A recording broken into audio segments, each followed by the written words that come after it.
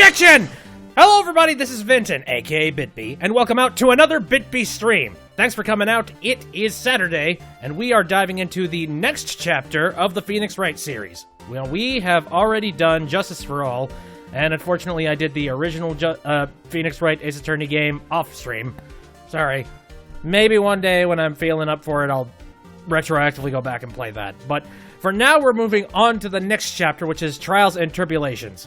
Yeah, I was originally planning on sort of putting the stream off for a little bit and trying some other things, some other games, but honestly, yeah, there isn't anything interesting happening. As well as, hey, I mean, it's here. I have the game. I might as well just do it. So, hey, well, whatever, let's just move on to the next one. So without further ado, let's go ahead and boot up the 3DS and begin this nonsense. First of all, though, hold up. Gotta shut off that music for myself, because you could only listen to that, the objection theme for so long before you're just like, oh god, shut it off, shut it off! Okay. Lining that up.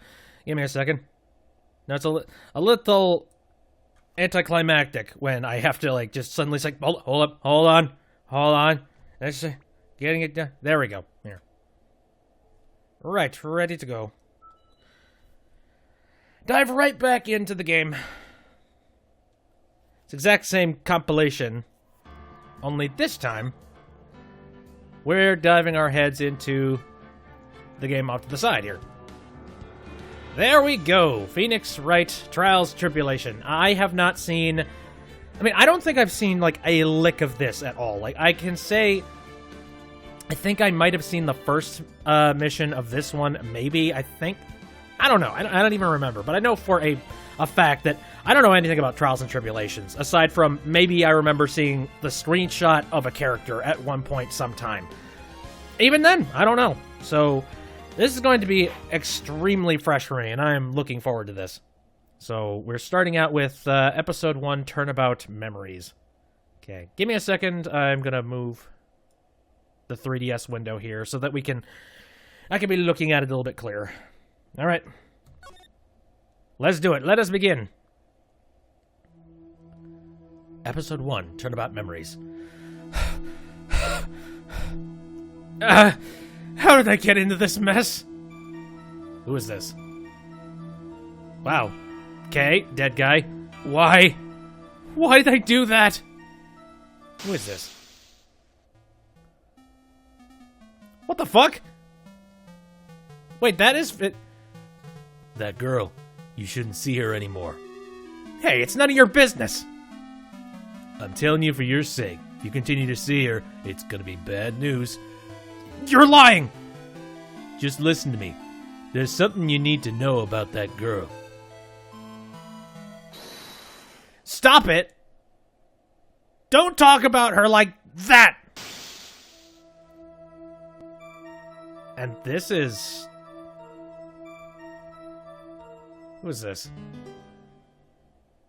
Is that me, or... What the hell? Why am I wearing that horrible outfit? It wasn't me, I didn't do it! I'm so goddamn confused. Oh, hey, we've got a different silhouette this time. 5 years earlier, Mia Fey, second trial. Whoa, what? Serious? What? How? Okay, this is gonna be different. April 11th, 9:40 a.m., District Court, Defendant Lobby, number 3. Ooh, it's finally time. I'm getting kind of nervous. Ahem! Oh, oh, Jesus. Oh, Mr. Grosberg. I totally forgot about this guy. Oh, Mr. Grosberg, good morning. Mia, please calm yourself down. You're going to get yourself arrested for suspicious behavior, you know. What are you talking about? I am relaxed, Mr. Grosberg. Look at me. I'm relaxed. Look at my relaxed stance and my relaxed voice. Let go of my lapels. You obviously haven't got the temperament to be a lawyer. I'm so sorry. It's just, I'm so nervous today. Oh, that's right. This is your first time in the big leagues, isn't it? Well, never you fear, my dear. I am Marvin Grosberg. I'm at your service. Actually, this is my second time in court. Still, you surprised me. But with your earnest request last night, let me handle this case, you suddenly said, and great forcibly too. I just found out yesterday about the case. I mean... What? And you've already learned all the relevant facts? Well, about that, you see, I mean, of course I have. I think...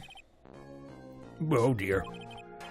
In any case, don't let our client see you so nervous. You see the poor young man in the pink sweater over there? That's our client. Oh, shit! Really?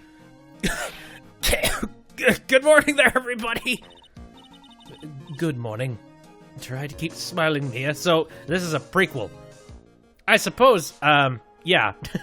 The tension is completely gone now that I know that you're not going to be declared guilty. But actually, now that I think about it, every case my client is innocent. We have been proven that that's not the case last time. I don't know. I just wanted to say, I'll give it all I got. Yep, it'll be fine. No prob.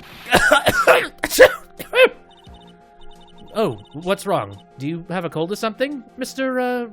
Rye? Actually, it's Wright. Like, the Flying Brothers. People screw it up all the time. And yes, I have a cold. That's what this mask is for.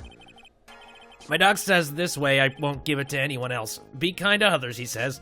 Yeah, that's actually something that's pretty common in Japan. Like, if you have a cold, yeah, you go out and you do business, but I mean, even then, even if you're not doing any business or you don't work, you wear a mask because you don't want to get anybody else sick. And it's a courtesy thing.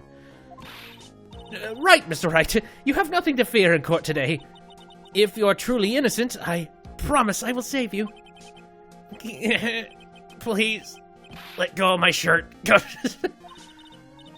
That's right, he's the one on trial, not you. He's the one who should be nervous.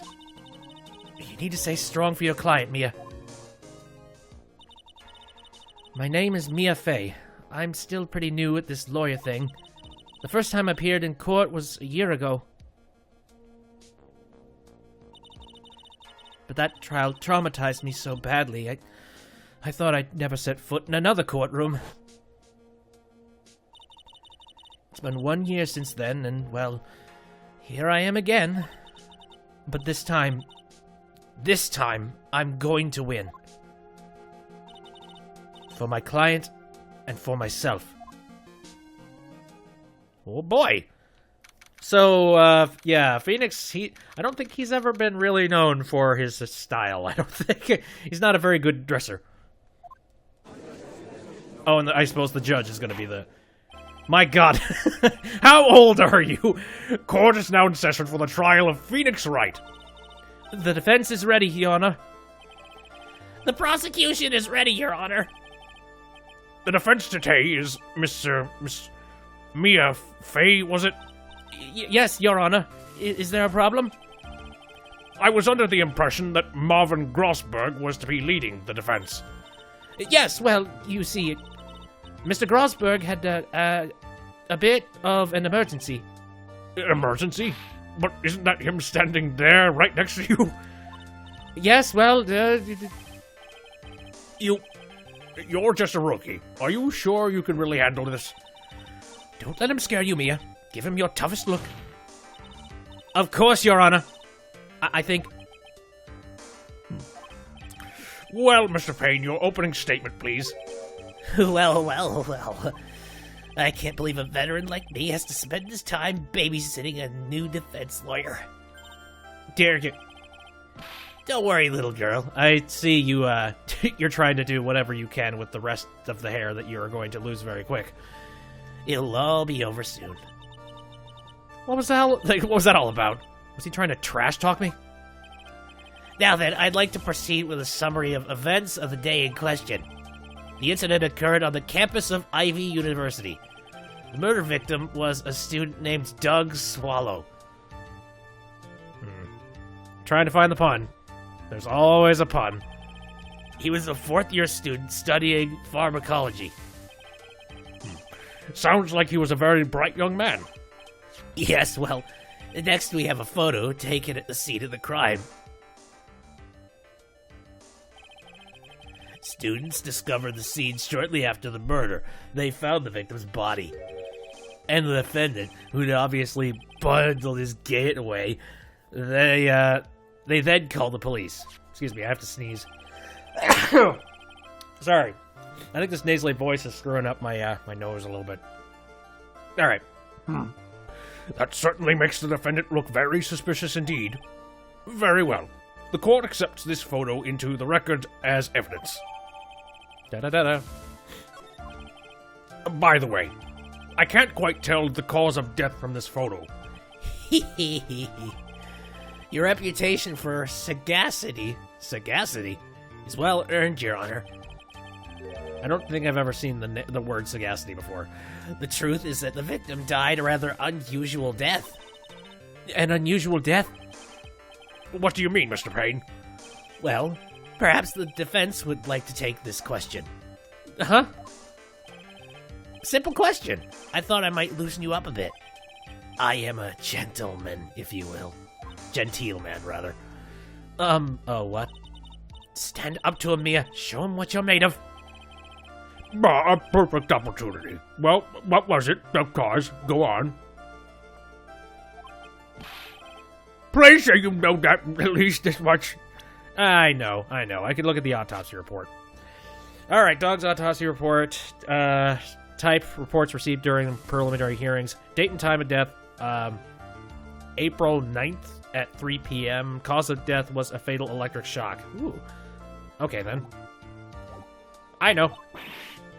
I'm so sorry. I didn't get a chance to read through the whole file. My hemorrhoids are beginning to act up. Now see here, the details of this case are filed under the court record. But you knew that already, didn't you? The court record. I think I can see that by touching the court record button. All the weapons we need can be found in the court record. Take a good hard look at the data there and think carefully before you answer, my dear. Yes, sir. I'll do just that. I've got to stay calm. Can't let the prosecutor get the better of me. The court record. Okay, let's take a look. I just touched the court record button here. Now then, would the attorney for the defense please answer the question? What was the cause of death? Electrocution, Your Honor. According to the court record, it was a fatal electric shock. In other words, electrocution. Electrocution? But how could such a thing happen? Did the murderer use some kind of new super powerful stun gun? Come on, man. The answer to that will become crystal clear as the trial proceeds, Your Honor. But before that, there's one more vital issue. What's that? Why, motive, of course. Apparently, there was some bad blood between the victim and the defendant. Bad blood? What do you mean? Oopsie, I'm terribly sorry. You're the defense attorney, so you must know all about it. I shouldn't be stealing your spotlight like this. What? Bad blood? In what way? Profiles? I guess I need to take a look at the profiles then. Phoenix, my client. Third-year art student at Ivy University. Art student?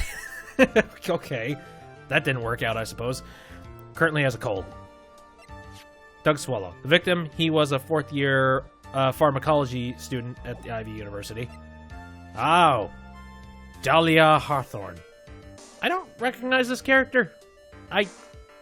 Phoenix Wright's girlfriend dated the victim, Doug Swallow, up until... Oh, my God. Okay. There's some motive for you. And then this sniving asshole. Prosecutor for this trial. Veteran lawyer with a little too much confidence.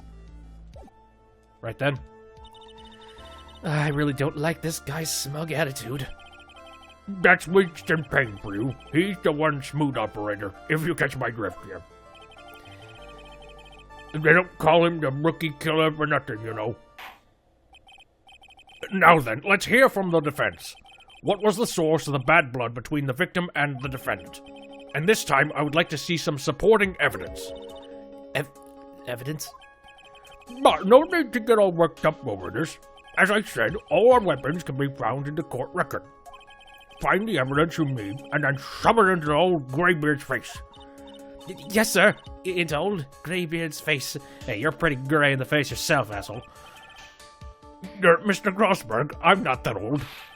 Try to set a better example for the young lady. Mia, evidence isn't the only thing in the court record. People's profiles are as well. You can toggle between profiles and evidence, so be sure to go over all of it. Now then, let's see what you've got. What was the cause of bad blood between Phoenix Wright and the victim? Yeah. No, I'm looking forward... Yeah, it's one thing I'm really looking forward to. I'm looking forward to a case that is a lot more obvious and a lot more relaxed, because, good lord, it's... Jumping through hoops at, like, later end levels of Phoenix Wright is a pain in the ass. Anyway, yeah. Dahlia. Take that. The reason for the bad blood between the two of them was this woman here. Dahlia Hawthorne, is it? Very good, Miss Faye. You seem to have picked up on at least this much. This woman is the girlfriend of the defendant, Phoenix Wright. But up until about 8 months ago, she was with the victim, Mr. Swallow. Currently, she has some part to play in this story. He's done it again. Before the cross-examination starts, he's always got the judge thinking like he wants. Very well, Mr. Payne. Please call your first witness. If it pleases the court, the prosecution would like to call Mr. Phoenix Wright. What? The defendant himself? Well, Miss Faye? It's fine. After all, Mr. Wright is innocent, right? The defense has no objections. Very well. He's gonna screw this up for me. The court calls Mr. Phoenix Wright to the witness stand. Smug bastard. Witness, please state your name and occupation. Oh, yes, my name is Phoenix Wright. My job is, well, right now I guess I'm a suspect. No, he means what, you do before you were arrested. Oh, I was a university student. Mr. Wright, you understand that you are suspected in the death of... But I didn't do it! I'm innocent, I tell you! I'm telling you, I was... Achoo! What the defendant? Please refrain from passing on his cold to the rest of us. It seems like the witness has something he wants to say. Well then, Mr. Wright, please tell us about your relation to the victim. Right away, Your Honor. It's weird getting a testimony from basically myself, but okay. I admit I was there, but I'm not a killer. All I did was find his body. I hardly knew the guy to begin with. I never even talked to that stuck-up British wannabe. Yeah. Oh, he was British? Strange. I guess I... Did I give him sort of a British accent? No, I gave him more of a cool guy accent. Oh, well. I see. So you hardly knew the victim? Right. Like I said, I'm not a killer. Looks like the judge understands. You're being naive, you know. Too naive. Huh? It seems you've forgotten one small thing, young lady. And that would be... This witness still has to undergo something called cross-examination. Cross-examination? He's right. And it's the defense's duty to carry out the cross-examination. The purpose is to determine if a witness' testimony contains any contradictions. Contradictions? If a witness is lying, their statements will conflict with the court record. But Mr. Wright is my client! Even if he is your client, in court, all lies must be struck down. As a lawyer, that is your duty, you see. What does he mean by that? Is he saying that testimony just now... that there was a lie? A contradiction? Now then, your cross-examination, if you please, Miss Faye. Please, Mr. Wright, tell me you haven't been lying. You wouldn't do that to me, would you? We'll see. Again, the damn shirt is confusing the hell out of me. I admit I was there, Press. When you say there, you mean the place where the victim was murdered? Yeah, sorta. The place where something happened anyway. Oh, Jesus. Something? You can't hide what happened. We have photographic evidence. Achoo! Achoo! Achoo! Achoo! Anyway, Mr. Wright, what were you doing at the scene of the crime? I thought you said you didn't know the victim. I thought you said you didn't know the victim, Mr. Swallow there. It was just a coincidence. We bumped into each other by accident. A coincidence, huh? But I'm not a killer! All I did was find his body! A little more information about finding the body. You say you found the body, so who called the police? Huh? Achoo! Choo! Chow! Chow! Chow! Unfortunately, it was some other students that notified the police. Other students? That's correct. They were witnesses. Witnesses who saw the defendant standing there next to the body in shock. Why would I be in shock? Why would I be in shock and a murder at the same time, though? What? Is that true, Mr. Wright? Achoo, achoo, achoo. Is this a good day to do this? I think this is like going beyond sick. This is hospital level sneezing and bed rest that he needs. Like, just. Anyway, could you stop sneezing every time you're in a bind? Well, it's true that I was pretty shocked when I found the body, but I hardly knew the guy to begin with. So you didn't know his face or even his name, right? Right! Well, no, that is... I mean... So, which is it? Do you know him or not? Achoo! Achoo! Achoo! Now, see here. You can't avoid answering the question by sneezing all day. Well, I guess I did know his name. News to me. Why didn't he tell me that before? I heard he used to date Dolly. Who is this Dolly person? Yes, that would be the defendant's lover, Miss Dahlia Hawthorne. Oh, I see. Young love. So bittersweet. But that's all I knew about him. I never even talked to that stuck-up British wannabe. How do you know he's British? Mr. Wright, you stated the following in your testimony. I hardly knew the guy to begin with. That's right. I mean, why would I even... But that doesn't sound right. If you hardly knew him, then why would you say that the victim was a stuck-up British wannabe? Meh. Achoo! Well, Mr. Wright... No, it wasn't me! I'm not a killer, I swear! Mr. Wright, I will give you an opportunity to revise your testimony. How is it that you know the victim was, as you put it, a British wannabe? Yes, well... He was always walking around with a huge Union jacket on the back of his shirt. Union Jack, eh? Did you see it at the crime scene? The Union Jack, I mean? Yes, that's right. I saw it at the crime scene. That's why I figured he must love British stuff, see? It's true! Cross my heart! I swear I didn't do it! He's acting fishier than the salmon I ate last night. May I ask you something, Miss Fay? Yes, Your Honor. What is it now? Who is this person, anyway? This Union Jack fellow? Pfft, Your Honor, please. The Union Jack is the name of the United Kingdom's flag. Thank you, sir. Oh, I see. So, you mean like the stars and stripes, right? As usual, Your Honor, your insight astounds me. Hey, something just occurred to me. Isn't there something strange about this bit just now? There's a contradiction here. Mr. Crossbird! Quickly now, show that boy you mean business with evidence.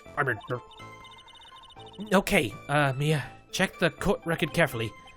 Well, my dear, do you think you can manage your own from this point? Well, let's check the court record. Union Jack, eh? Well, let's take a look at the crime photo.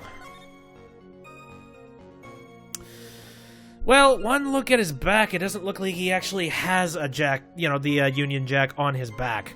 I mean, from this angle, I don't really see it. So, that's probably it. I'd have to guess that. The power lines are broken. Something tells me he somehow fell onto the power lines, was pushed out of the, out the window or something. And then he fell on the power lines, got electrocuted, and then fell to the ground. What's there? There's also an umbrella. Did he try to do a Mary Poppins thing? What was this about? Right. You know what? I know this is early, but I've been screwed before, so I'm saving. There. Anyway. I think I can handle it myself. 1 year ago, I was in a courtroom just like this. I can do it. I can handle this myself. You mustn't try to bite off more than you can chew, Mia. I'll be fine. I know what I have to do. Remember, you can always press him or get more information. Oh, and one more thing. When you're going to state a contradiction, make sure you present some definitive proof. Okay, Mia, one more time. From the very beginning of his testimony. Right. He was always walking around with a huge Union Jack on the back of his shirt. Well, hold on. I can handle it myself. It's fine. Something tells me that I would get more hints had I said, help me. But always walking around with a huge Union Jack on the back of his shirt. If it was... I mean... Yeah, if it was that big... and we would be able to see it on this thing. And for some reason, he didn't even have it on that day, so... Objection! Objection? Are you certain you saw the Union Jack? Yeah, I'm sure. It was right there on his back. Miss Faye, is there some sort of point to this line of questioning? Your Honor, please take another look at the crime scene photo. There, God, come on. Get it together, man. As you can see, there's absolutely nothing on the victim's back. Hey, wait a minute. He's wearing a leather jacket! The Union Jack was on the back of the t-shirt he was wearing. I was under the impression that you accidentally came across the body. But if that was really the case, then you wouldn't know that, would you? You'd have no idea at all what he was wearing underneath the jacket! Mr. Wright, you've been lying to me! Please forgive me! Mia, you made a guy cry! Let him. That P on his chest doesn't stand for Phoenix anyways. Can't believe I trusted him. Mr. Wright was all wrong. That was an impressive bit of cross-examination. Yeah, but I've kind of pointed out the idea that... I don't know. Thank you for uncovering the defendant's lies for me. It's quite clear that this man did not simply stumble upon the scene of the crime. Uh-oh. Did I go too far? By the way, Mr. Wright, you seem to have a rather bad cold. Have you taken any medicine for it? Yeah, I took some, but... Was the medicine that you took an over-the-counter brand called Cold Killer X? Wow, that's generic as hell. Yeah, that's right. It kills colds good. Hey, wait a second. How did you know I'm a big fan of Cold Killer X? Would you happen to have that medicine with you right now? Well, actually, I seem to have lost it somewhere. He lost it? Does this even have anything to do with the case? Mr. Wright, shall I tell you where your cold medicine is right now? Uh-huh. Your Honor, I'd like you to take a look at another photo from the crime scene. What's this? In the victim's hand, it's Cold Killer X! Yes, but even I've got a bottle of Cold Killer X in my apartment. I'm sorry, but I'm afraid that argument won't work. There's no doubt as to who this bottle of Cold Killer X belongs to. There's plenty of bottles of Cold Killer X out there, sir. Especially since Mr. Wright's fingerprints are all over. Okay, alright, that narrows it down. What? Sensing his murderous intent, Mr. Swallow must have picked up the bottle of medicine. Dropped by Mr. Wright and handed it in his hand. His purpose in doing so can only have been to identify his killer as Phoenix Wright. Bullshit. Order! Order in the court! Your Honor, I'd like to present this photo and bottle as evidence. Very well. The court will accept them into record. Interesting, huh? Cold Killer X in the bottle. Maybe there's something different with the bottle than the one that's inside the picture or something. Also, the victim's wristwatch was broken. Broken? Yes, it ceased functioning when a large wave of electricity passed through it. Well, Mr. Wright, do you have some kind of explanation for all this? This is really bad. Oh, my buttocks. My poor hemorrhoids. Alright, what really happened? Please tell the whole truth and nothing but the truth. The truth is, I went because he called me. He was in the pharmacology department, so we agreed to meet at 2:45 behind the building. We talked for a bit, and then at around 3 o'clock we split up. Then later, when I went back, I found him lying there. I'd been taking Cold Killer X for the last 2 or 3 days, but I lost my bottle of it around lunchtime on the day of the accident. Around lunchtime. So that bottle was not in your possession for a long-ass time. So I don't think this was a case of grabbing the pill bottle. I mean, yeah, dude, time-wise, that doesn't make any sense. So if you were trying to, pin a murder on that guy, then yeah, why would you grab the bottle at lunch as opposed to at 3 o'clock? I think this guy is just a bully and was trying to, poke him, being like, took your cold meds. Mr. Wright, that's completely different from the testimony you gave previously. Achoo! Achoo! Achoo! I'm sorry, Your Honor. I was afraid you wouldn't believe the truth. You'll forgive me if I say I hardly find your current testimony any more credible. Miss Fay, please begin your cross-examination. Oh, please, Mr. Wright, don't tell any more lies. All right, let's see how this works. What really happened? The truth is, I went because he called me. Meh? Had you ever met the victim before then? No! Never! But that day he called me up and told me he wanted to talk about Dolly. And this Dolly person is... It's kind of embarrassing. She's my, sweetheart. What was that for, Mia? Oh, I'm so sorry. I just felt like slapping something all of a sudden. Why? Sweetheart. Why? Dahlia Hawthorne was also the lover of the murdered victim, Doug Swallow. Before she met Mr. Wright, that is. So it was one of those nasty love triangles, I see. He was in the pharmacology department, so we agreed to meet at 2:45 behind the building. Was it Mr. Swallow who indicated you should meet at 2:45? Yeah, and we were both there, right on time. You said the victim was in the pharmacology department, correct? Yeah, he was studying how to manufacture and improve pharmaceuticals. Everyone called him the alchemist of IVU. An alchemist, I see. I gotta admit, it was a little suspicious. He had a whole laboratory and everything. It was filled with chemicals and strange machines that run on high-voltage electricity. Weird. How fascinating. He sounds like he was quite an ambitious young man. What do I do? Maybe I should ask him for some more details.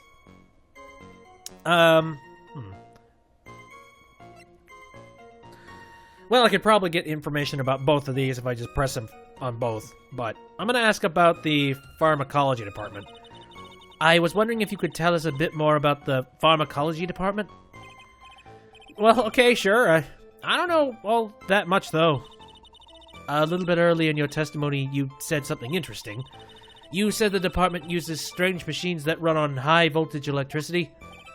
That's right, and they sure look dangerous. They use non-standard voltages, so they are high-voltage cables everywhere.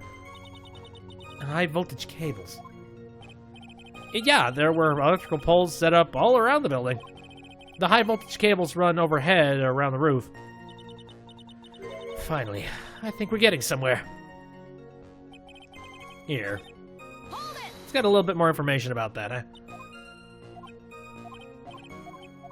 Da-da-da-da-da-da. Let me ask about the timing of the meeting, huh? So you are absolutely certain that you met at 2:45? Yeah, pretty sure. That's the time class ends. But they're always doing experiments, so it doesn't matter much. Experiments? Meth!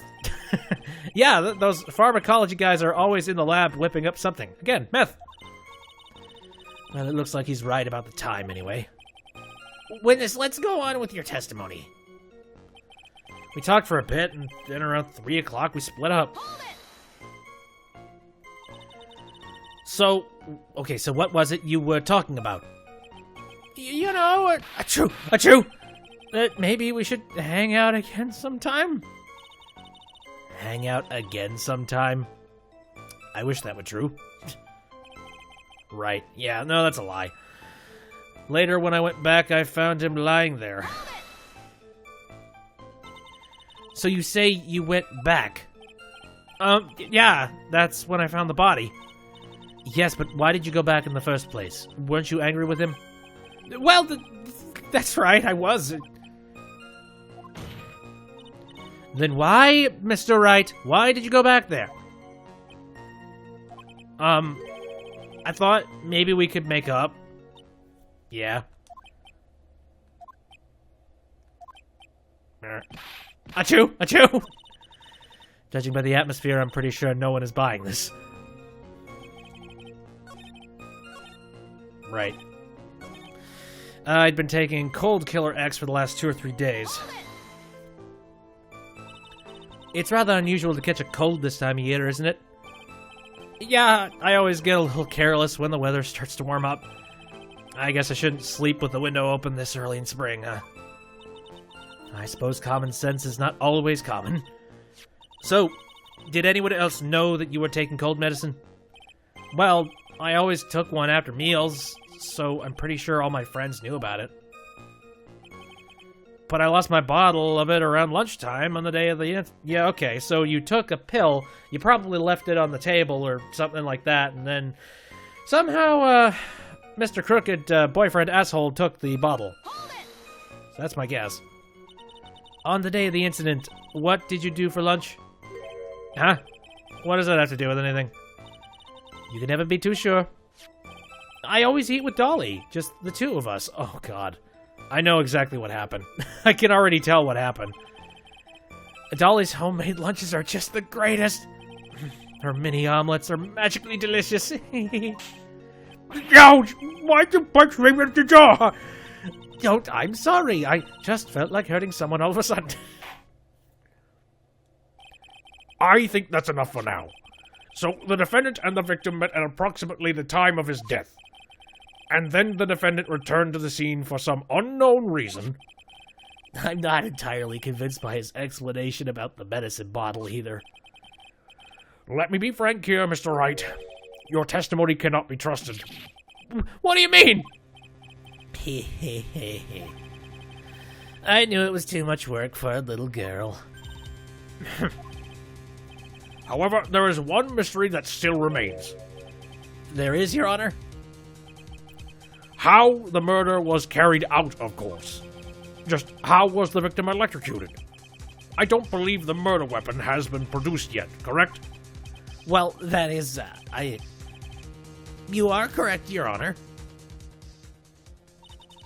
So how exactly was Mr. Swallow killed? If I could somehow establish how it was done, maybe I could still come out of this mess smelling like a rose. I think I know. But once again, I want to get into the habit of just saving, in the event I'm wrong. It doesn't take all that much time. Let's establish a murder method, huh? Your Honor. Yes, Miss Fay? I believe that if we were to piece together everything we've heard up until now, we should be able to solve the mystery of how Mr. Swallow died. That would be most impressive. Quite the brash statement coming from a rookie. But even a beginner like you must understand the basic rules of this court, yes? An attorney must be able to substantiate their arguments with evidence. Of course I know that! Actually, I had totally forgotten about that.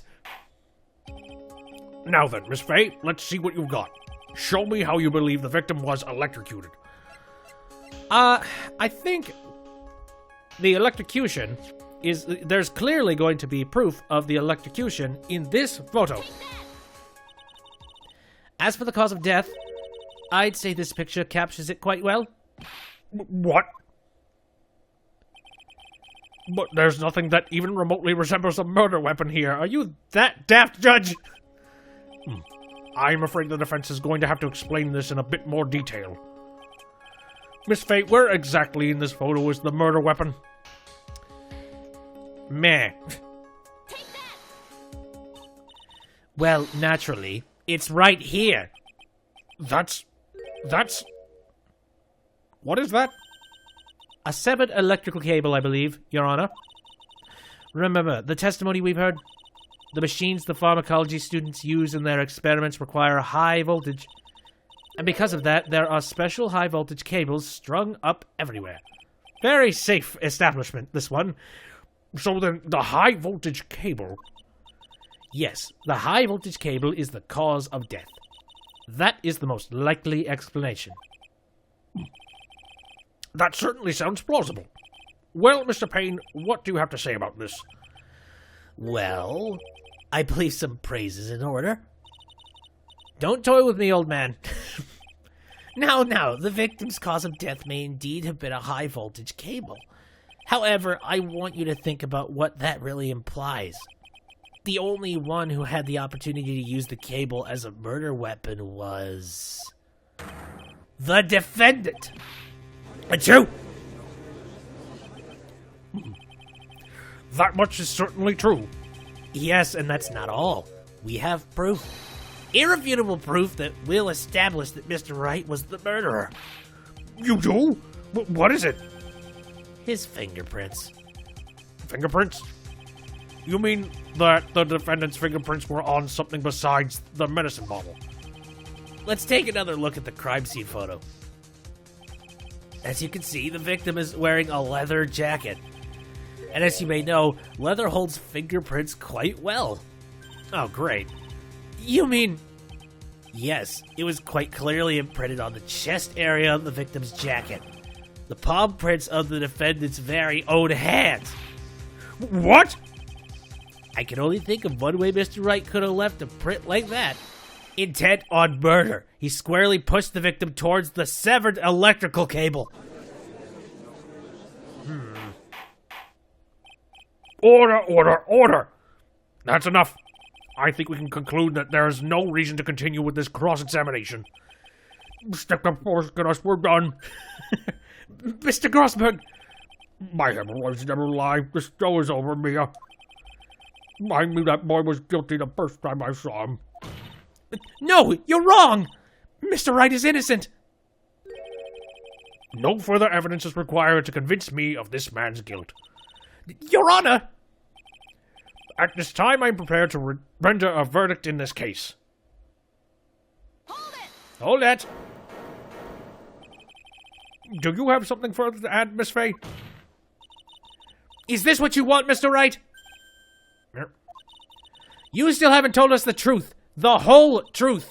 If you don't say something now, the judge is going to hand down his verdict. But I can't. I just can't say it. If I told you what really happened, then I'd be... It's okay, Mr. Wright. I'm your attorney. You can trust me. Miss Faye, no matter what it is you have to say, I believe in you, and I'll represent you to the very end. We've already established the defendant's guilt. There's no further need for him to say anything. Wait a minute! Mr. Wright, I'll tell you what really happened. But I've already told you, Mr. Wright, there's no need for further... I did it! I admit it! I pushed him! It's my fault! My fault that Doug Swallow was dead!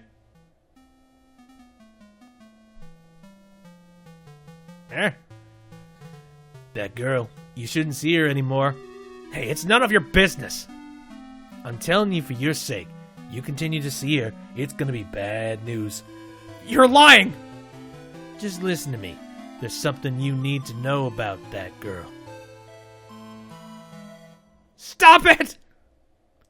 Don't talk about her like that!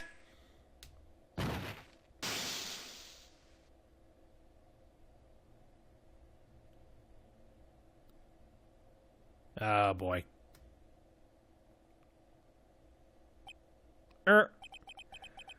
What you just said, was that the truth?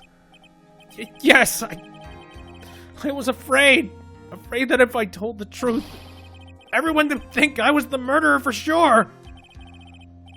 Well, as things currently stand, we're all absolutely convinced you are. Please, give me one more chance to explain. This time, I swear, I'll tell the whole truth. He'll be okay.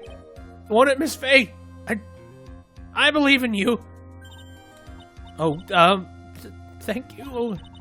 I still can't believe it. He really did push the victim. It feels like my hemorrhoids are doing the Harlem Shake. What the fuck? Where is that coming from? Where is this meme dude coming from? Harlem Shake was not a thing when this game came out. What? All right, what was the reference? This must have been a reference to some other shake back when this game came out. Harlem Shake is way too fresh. Witness testimony, when I pushed the victim. Also, who are these writers that are so in on memes nowadays? I don't... Actually, it's kind of outdated now, but whatever. That guy, he was talking bad about Dolly. I lost my temper and gave him a shove. At the moment, I heard some kind of loud noise. A little while after I left, I started to get worried. So I went back, but he was just lying there, dead. Yeah, I don't think he was the one that did the killing. Well, the explanation is really quite simple. When you pushed him, Mr. Swallow flew back and touched the electrical cables. He died from the shock. And that, as they say, is that. A simple explanation indeed. At the time of the incident, a light rain had been falling. Wet from the rain, the victim was more easily electrocuted. But when I pushed him, there wasn't any electrical cables nearby. If there had been something like that, even I wouldn't have noticed it. That's true. Even a doofus like him couldn't miss that. Miss Faye, let me warn you right now that if you cross-examine, don't yield any new facts. I intend to deliver my verdict without further delay. Are we clear on that? Yes, Your Honor. Don't give up, Mia. If he is innocent, there must be some kind of evidence somewhere that will prove it. Okay, when I pushed the victim. Let's see. That guy, he was talking bad about Dolly. So what kind of things did Mr. Swallow say to you? He said all sorts of terrible things about Dolly. He said that she was a bad girl. Kinky. Yes, very kinky. What's kinky about this situation? Yep. Well, Miss Faye, you heard him yourself. Oh boy, you're not doing yourself any favors here, Mr. Wright. Please don't make this harder for me than it is already. Yeah. Anyway, after he said that, I lost my temper and gave him a shove. Can you tell me about what happened in a little more detail? That guy, he just said what he wanted to say to me. And then he put on the jacket and was holding this, and he was holding and started to leave. That's when I lost my temper and flew into a furious frenzy. I just gave him a light, gentle shove to the chest. And when you did that, there was no severed cable anywhere to be seen? Right! There was nothing like that at all! But is it possible that you merely overlooked it? Well, I guess it's possible. What are you doing? Don't let that guy steamroll over you like cheap asphalt! I believe what's important here is the moment the push occurred. Let's continue on with your testimony, witness. At that moment, I heard some kind of loud noise. A loud noise. And what would you say that loud noise was, Mr. Wright? I'm not sure, but it was really loud. It was like, snap. You know, come to think of it, I wondered what that was. Hehehehe. Clearly, Your Honor, it was the sound of the victim being electrocuted. You're not qualified to decide that! What should I do? I'm treading on some dangerous ground here. Ask for more details. Mr. Wright, that loud noise you heard may be extremely important. So try to remember what it was. How do I put it? It was like a sharp crack. Could it have been... Yes, could it have been... Hurry up and tell us. When I pushed him, he dropped the umbrella he was holding.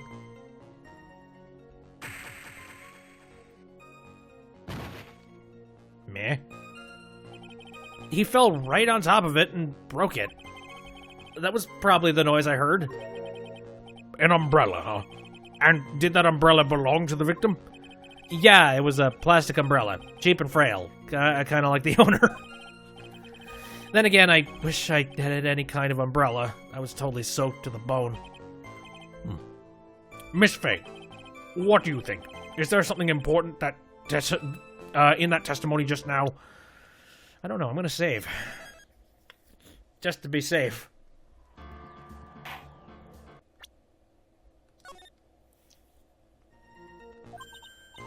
Well... Of course it's important! This is it, Mia. The new information you've been waiting for. Of course it's important! No, this cheap umbrella is more than important. It's vital! I want to officially have it entered into the testimony. How fitting. Flimsy information for a flimsy lawyer. The court agrees to the defense's request. Witness, please add the bit about the cheap umbrella to your testimony. After I shoved him, he fell down on top of his cheap umbrella. No, he didn't. It was off to the side. I know this for a fact. Let's check it. Yeah, I mean, it clearly broke, but it doesn't look like he fell on top of the umbrella. It's like way off to the side, so... Objection! Meh. Why didn't you testify about the umbrella from the beginning? Come on, if I had mentioned that, I would have been able to counter the prosecution's arguments earlier. But what do you mean by that? Take another look at the crime scene photo. According to Mr. Wright, the victim fell on top of his umbrella. However, if you look closely, the umbrella is nowhere near the victim. Actually, it's by the electrical pole. You're absolutely right. The conclusion here is obvious. After the defendant left, the victim moved from where he fell. In other words, after he was pushed by the defendant, Mr. Swallow was still alive! No! Order, order, order! The victim, he moved! Mr. Payne, the umbrella in this photo, where is it now? Well, it was collected by the police at the crime scene. I want it preserved as evidence immediately. There we go. But the umbrella could have simply been blown there by the wind. According to the testimony, the victim fell on top of the umbrella. There's simply no way it could have been blown there by the wind.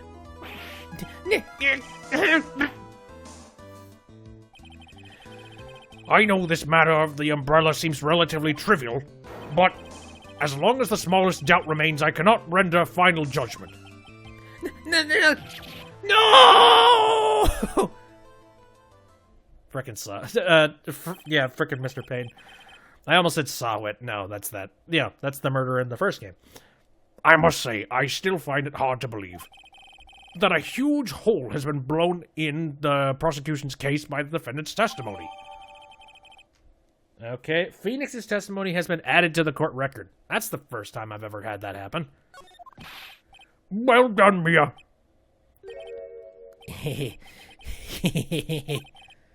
Mr. Payne, what are you chuckling about? Pardon me, Your Honor. It seems I was expecting too much of a free ride. It was foolish to think I could establish guilt through cross-examination alone. I'm afraid I don't follow what you're saying. Let me guess. You have another witness? Exactly. And this witness's testimony will be incontrovertible. Okay. Well, who is this witness? Miss Dahlia Hawthorne.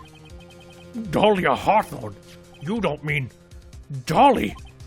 I do, Your Honor. The defendant's very own lover is a witness to the whole thing. That's right. She was at the scene of the crime when the murder took place. What? No, she wasn't. I'm sorry to break the bad news to you, my dear. Smooth. Bad news? You couldn't be more wrong. Actually, I've been waiting for this. You can't be serious. Mia, what do you mean by that? I think this is a good point for us to stop at. Court will now enter a 20-minute recess. Afterwards, we will listen to the testimony of Miss Dahlia Hawthorne. I think we can all take a guess at what actually happened. Not sure how exactly, the exact specifics about it, but I think we know who actually did the killing. Miss Faye, I'm sorry about what happened back there. It's all right. At least you told us the truth in the end, Mr. Wright. Yeah, so I guess I could start to relax then, huh? Relax, my boy. You can't be serious after hiding such important facts. But the next witness is my Dolly, right? She'll save me. I just know she will. Why do you think that? What do you mean? She's the love of my life, that's why. The love of your life, huh? Would you mind telling me more about you and, Miss Dahlia Hawthorne? Sure, no problem. Dolly and I, we first met about 8 months ago, right here in this very courthouse. Actually, I'm studying to be a lawyer on the side. Anyway, one day, she and I just bumped into each other in the reading room downstairs. That's when I really think it was fate that brought us together. As soon as I first set eyes on her, I knew she was the one for me. Oh, here, take a look at this. She gave this to me the day we met as a symbol of our love. The day you met as a symbol of love. Sounds crazy to me. You don't really get gifts like that until, like, your 1-year anniversary, or something to that effect. If that. If you don't just go out on a really nice dinner date, and then sit down and watch, I don't know, just do a run-in through of, like, The Walking Dead or whatever the hell. She'd been wearing it around her neck that day, but then she took it off, but before she gave it to me, she said, I want you to carry this. So she gave it to you as a present, I see. This darling little bottle is filled with memories of my darling little Dolly. It certainly is a little bottle, all right. It makes me so happy. I show it to everyone I meet. I want to share my happiness with the whole world. You sap. Anyway. So after that, you and Miss Hawthorne started dating? Yeah, but she's so shy. Every time I see her, she's always saying the same thing to me. Please give it back now. What? What a strange girl asking for a present back like that.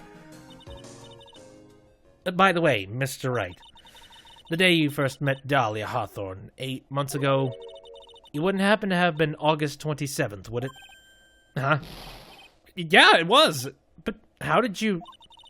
This happened on August 27th, right here in this courthouse.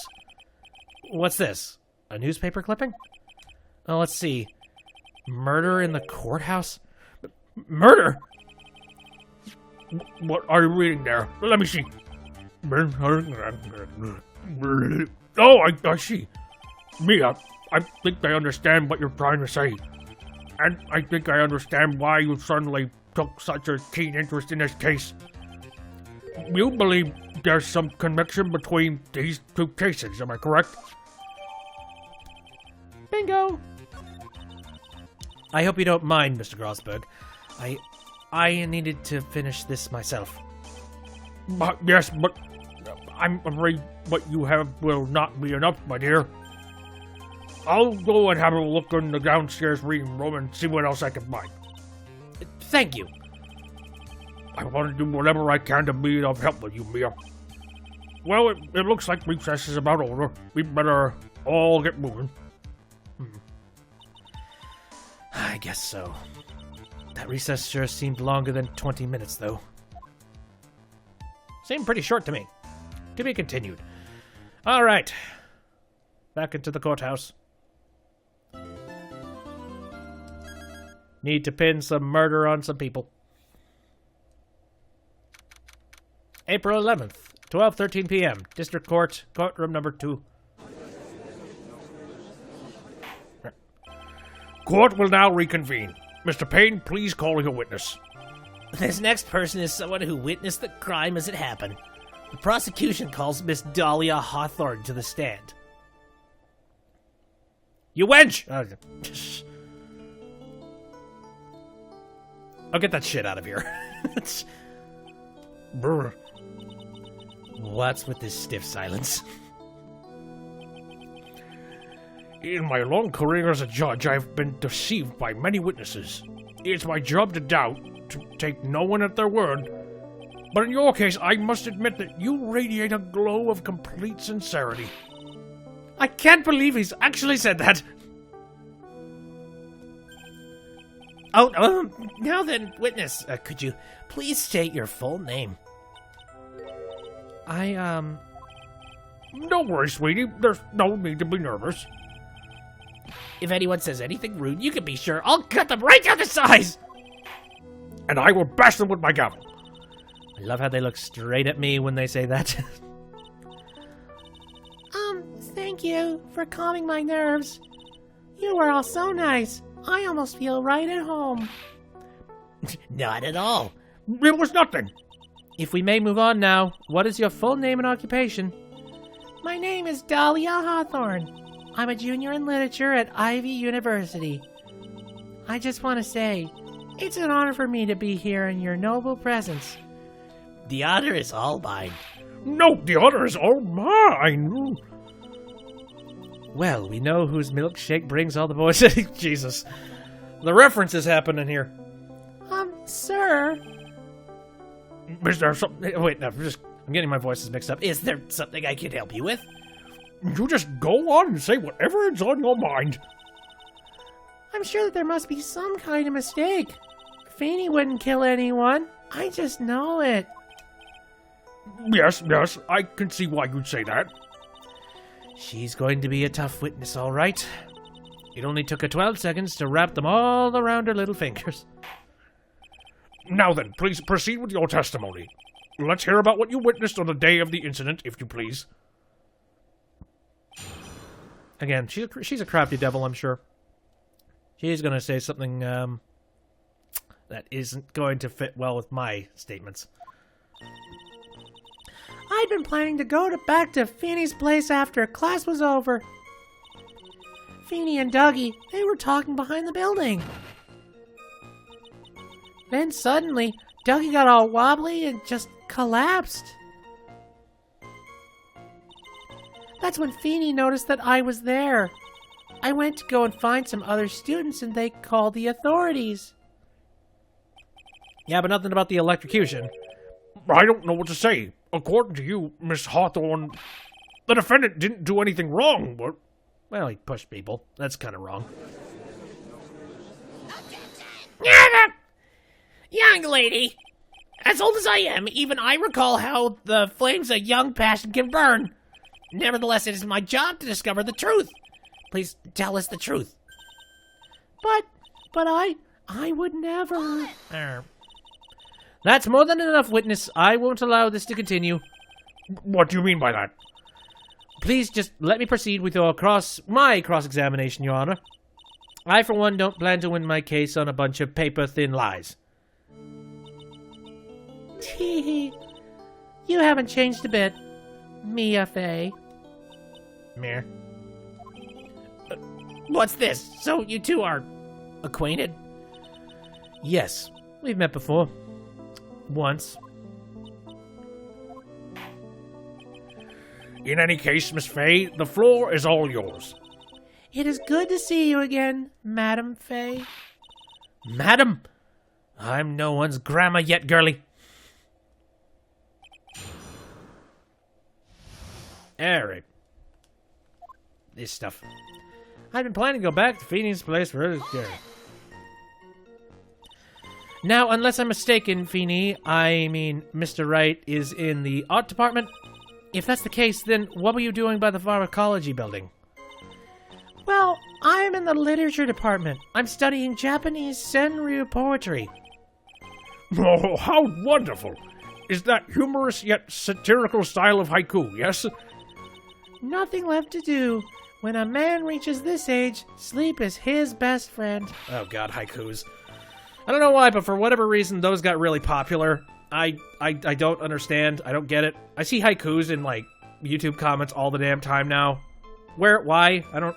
Is that what's popular with the kids nowadays? Coming up with haikus? That's supposed to be poetry? Sounds more like a midlife crisis.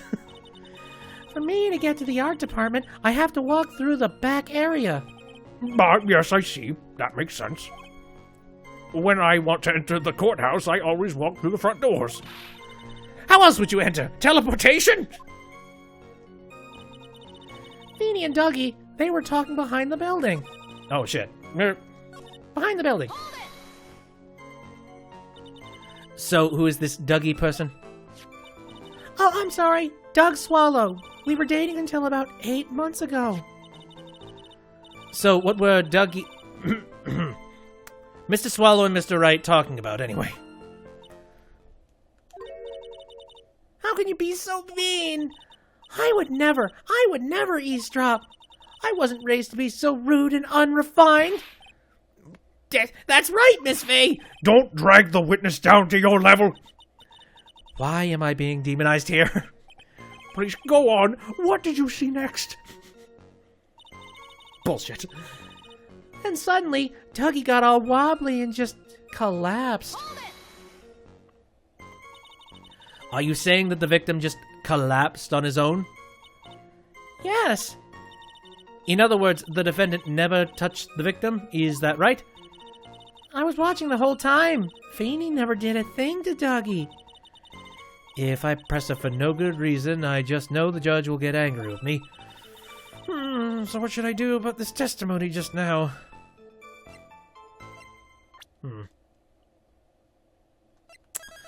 Well, the fingerprints. Do I have the jacket as a piece of evidence yet? I don't know if I do. Cause yeah, the proof would be in the jackets, the jacket thing. Okay, no, I mean, let's see. Nothing specifying fingerprints on photo 2. Nothing about fingerprints in there. Okay, well maybe Phoenix's testimony would be something on this. The victim fell on top of his umbrella. There was a loud sound when this happened. Okay, nothing about fingerprints in that. Yeah, I don't know if I can do anything with that. So I'm going to leave it alone for now. I suppose her statement works in our favor for now. If I hold off on looking into any deeper until it's necessary. Very well, young lady. Please go on with your testimony. That's when Feeny noticed that I was there. And what did Mr. Wright say when he saw you? I'm sorry. I was so flustered that I really don't remember. Please forgive me. Oh, son of a pit. You don't remember? Well, that's common enough. Sometimes I can't recall a sentence I passed only minutes prior. Please, someone, anyone, stop him before he gets hurt by me. I went to go and find some other students, and they called the authorities. When you say students, do you mean students from the pharmacology department? Yes, they're all very fond of their drugs. Yep. Meth heads. Please try to stay on topic. So, to find some pharmacology students, you went to the labs, correct? That's what I was planning to do, but in the end, I wound up not going. A group of about 10 research students came running out of the building entrance. Somehow they all seemed to know what was going on. The students knew what was going on? Uh-huh. But how could the students have known what was going on? Well, I don't know for sure that they knew what had happened. It's just they all seemed kind of excited about something. It doesn't look like I'm going to get any more info about the students. So did the students call the police? Yes, I was so panicked. Yes, well, anyone would have been, my dear. That girl, she's telling a super obvious lie and she knows it. She's just pretending to protect Mr. Wright. Yes, that's gotta be it. Way to go, Mia. Okay, that means I'm going to have to dig deep to find the contradiction on this one. Right? Alright. So, yeah, my guess is that... which one of these things was the one where I could have presented something to it? I'm trying to remember. Oh, yeah, it just collapsed. I think it had something to do with, like, the... I mean, yeah, the thing that would pop out is the fact that he was wearing the jacket, right? And the fingerprints were all over the damn jacket. But I don't really have anything that specifies anything about prints except for the cold killer. I'm saving. Hold the phone. Right. Okay. So, press you on this.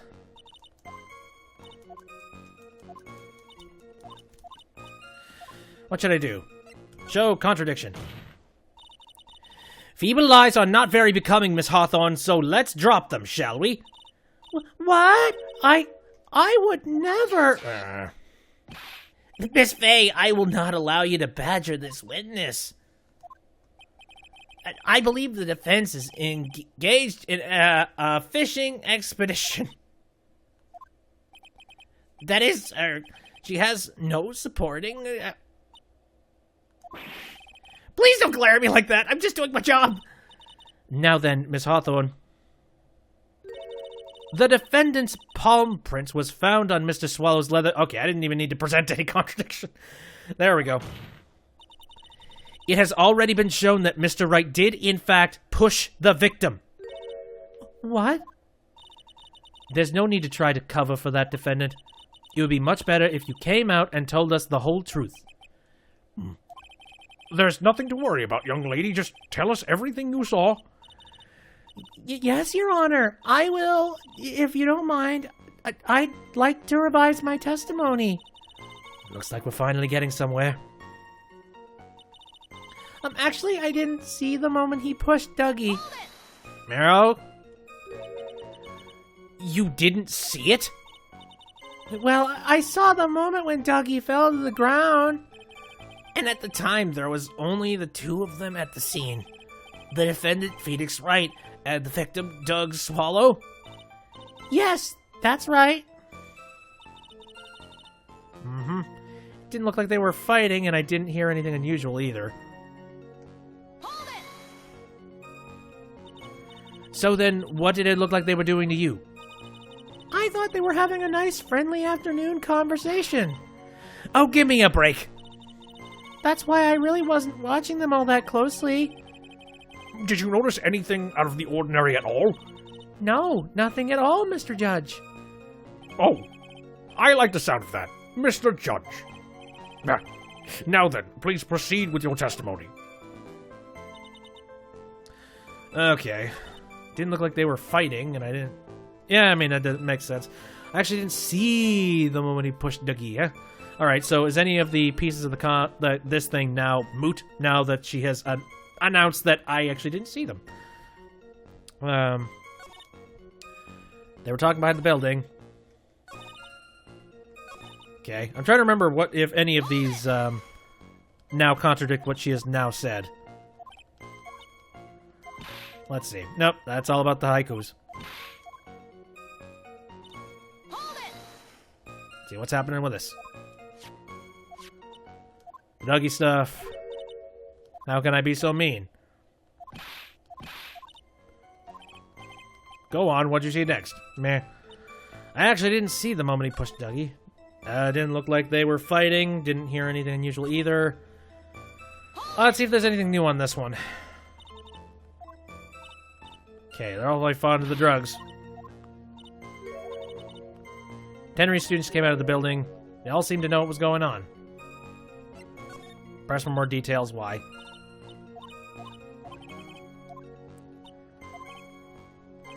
Okay. Well then, what do I present on what here? Let's think about the evidence that I got. So I got the cold killer, umbrella, Phoenix's testimony that says, victim fell on top of his umbrella. There was a loud sound when this happened. What's this? Small bottle necklace given to Wright Day. I mean, I'm sure that ties into the murder that was previous. Let's check this real quick. According to the scene of the crime. Meh. And then the newspaper clip. I'm sure that this also... Let's read this. Very little information is being disclosed at the time, since the victim of yesterday's incident in the district courthouse cafeteria is said to have been a lawyer. What? Really? However, police are questioning the 19-year-old female college student who was sitting with the victim. So, does she just have some kind of a weird problem with, like, lawyers and future lawyers? That sounds creepy. Let's see. Covered in Wright's fingerprints. Date and time. Fatal electric shock. Well, wait a minute. Let me read the stuff about the umbrella here. Owned by the victim, found broken near an electrical pole at the crime scene. Phoenix's testimony. Alright, let me just read through all these again. She'd been planning to go back to Phoenix's place over... Well, the class is over. Whatever. That's your future plans. Who knows? They were talking behind the building.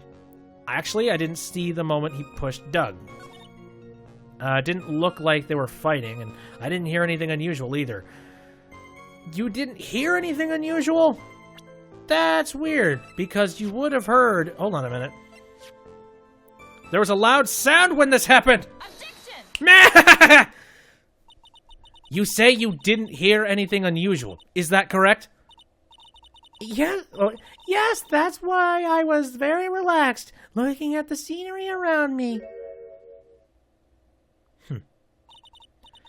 That's nice, but I find that just a little odd.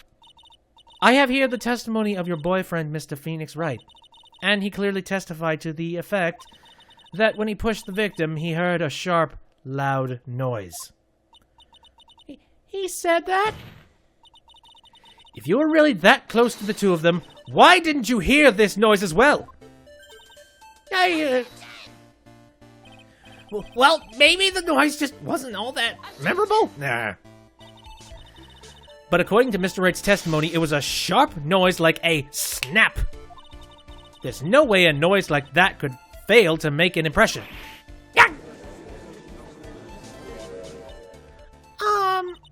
May I have a moment to answer? By all means. I know the reason why I didn't hear the noise. You see, the truth is, I had my headphones on, and I was listening to music at the time. Headphones? You mean that both your ears were covered? The rain was just beginning to let up, but it seemed as though Thor wasn't ready for his fun to come to an end yet. No, don't stop being cute with your answer. So the sky continued to flash and rumble. Thunder and lightning. Very, very frightening. Me, Galileo. Sorry. Yes, I'm afraid of the sound of thunder, so I put my headphones on to block it out. Well, Your Honor, as you can see, there weren't any contradictions in her testimony at all. Wait a second, Mia. That testimony just now. She said something that could totally change this whole case. She didn't hear anything. She was listening to music. There was lightning.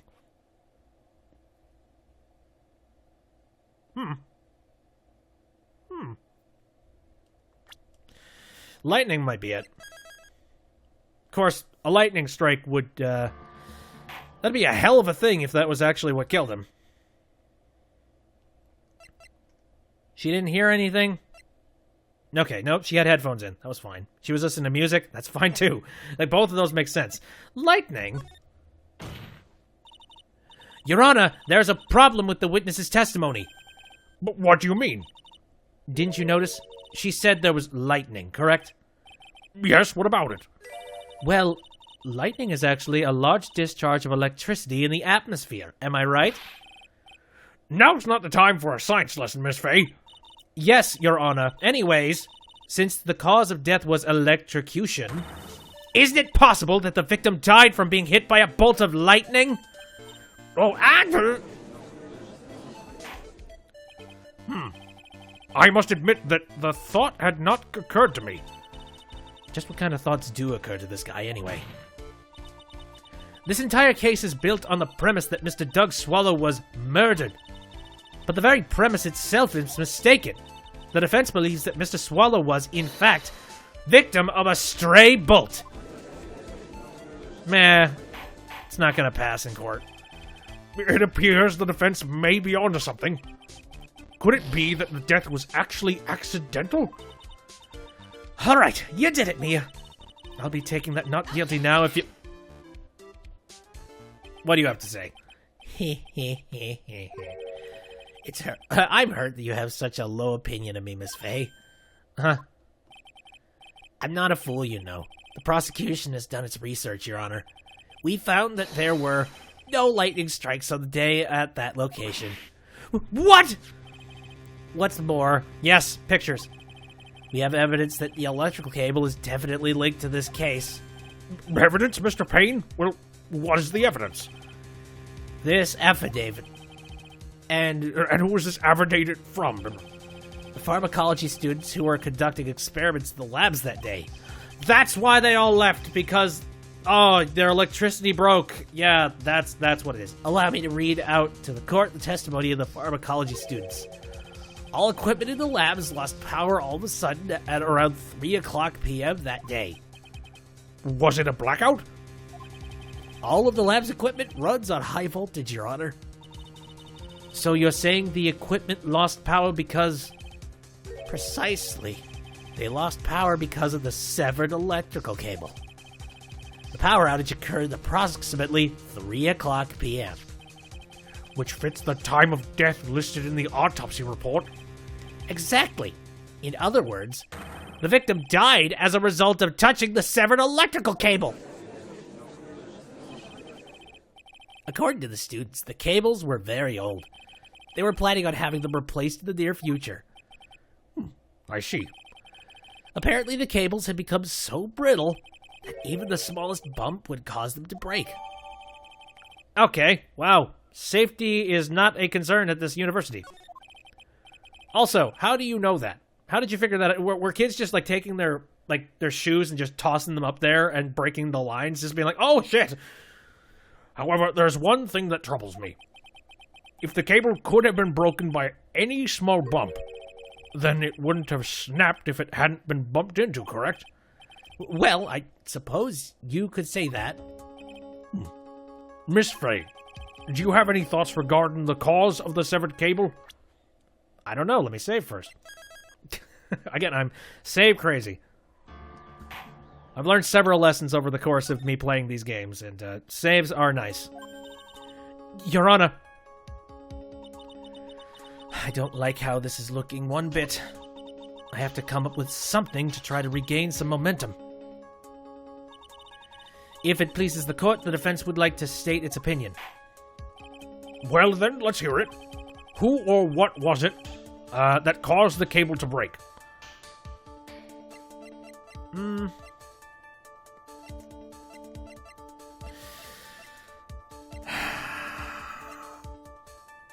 me take a look at that crime photo. It appears that the break happened somewhere where the umbrella was and, like, the push happened. If the handle's insulated, I could actually see the umbrella potentially have broken the cable. So... this is it! This is why the cable snapped! Well, Your Honor. Jesus Christ. Did you hear that? Did somebody, like, go by the window in a motorcycle? What the hell? I believe that the only thing that has snapped in the mind... What? Are you serious? That was one of your best lines yet, Your Honor. Ouch. That was harsh. Please, Your Honor, give me one more chance. Shit. Okay. Well, I don't have any penalties just yet. Okay.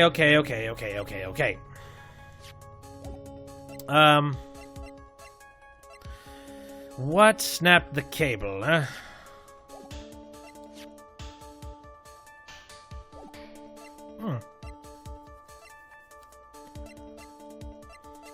It's not the umbrella. Then... Phoenix's testimony. I mean, I guess... who or what was it that caused the cable to break? Maybe I'm doing this backwards. I mean, I said it was the umbrella that did it. Maybe I need to first specify that it was meh. This is it. This is why the cable snapped. Well, Your Honor, no? Really? Okay, alright, okay. Maybe Phoenix, then. Okay, there we go. My God. Again, just so... roundabout questions in this game suck. Okay. Your Honor, please think back to Mr. Wright's testimony. The defendant's testimony? He said that after he pushed the victim, he heard a loud, sharp noise. Now, this happened at around 3 o'clock p.m., correct? Yes, that sounds right. Wait, are you saying that... The lab equipment lost power at 2:55 p.m., which fits right in Mr. Wright's timeline. In other words, it was Mr. Wright's shove that caused the power outage. Yes, the prosecution also came to that same conclusion. And it was that very shove that caused Mr. Swallow to be electrocuted. I'm afraid I can't agree with you there, Mr. Payne. What's that supposed to mean? Take a good look at where the victim landed after being shoved. See the umbrella? It's by the electrical pole. That's right, the victim banged into the pole as a result of being pushed. It was that impact that caused the cable to break. Well, that makes sense. And then the victim was electrocuted. I'm sorry, Your Honor, but no, it doesn't make sense at all. If the victim was shoved into this the far pole, then he couldn't have been electrocuted by the severed cable in the foreground here. Yeah!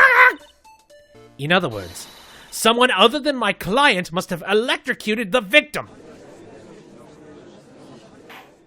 That being said, a single shove, I don't know if that would have been enough to knock somebody clean out. But whatever. Order! Order in the court! Ah, the lamentations of my enemy. How I've longed to hear them. It's true. The defense is absolutely correct. There doesn't seem to be any way the defendant could... Mr. Judge, sir, may I say something? The Madam Attorney's explanation? She said some things that are a little different than I remember them. What the... Please, just one more. May I please testify one last time? Please, Mr. Judge? Of course it's all right. Just go right ahead and give your new testimony. This is it. She's finally starting to show her true colors. Is she? She's still being kind of a whore, but whatever. Meh. The truth is, Feeney pushed him twice. Oh, bullshit. The first time was into the electrical pole. That's when the cable broke. Then Dougie tried his best to run away from him, but Feeney caught up and crashed into him from behind. The cable snapping and Dougie being electrocuted. It all occurred in less than a minute. Hello, Mario. Glad to see you made it. So, after being shoved, the victim got up and tried to run away. And that is when the defendant pushed him for the second time. I'm so sorry, Feeney, but I just have to tell the truth. Am I doing the right thing? Am I, Mr. Judge? Of course you are, my dear. As painful as it may seem, you are. Now then, Miss Fay, you may proceed with your cross-examination. Payne had hair. Had being the key word. Fanny pushed him twice. Really? Miss Hawthorne, previously in your testimony, you said the following. Actually, I didn't see the moment he pushed Dougie. I know. I'm sorry. I wanted to protect Feeney. So that's why you basically lied to the court? I was a bad girl, I know. Mr. Judge. Yes? Would you please forgive little old me? Of course he won't! What you did... Oh, come now, it was just a little old white lie. We'll forgive it this time, but please be more careful from now on, all right? Oh, thank you so much, Mr. Judge. Not at all. The judge had better be more careful himself. A dark ally is friendlier than that girl. What was my reaction to seeing young Phoenix? Complete confusion, especially his outfit. What the hell?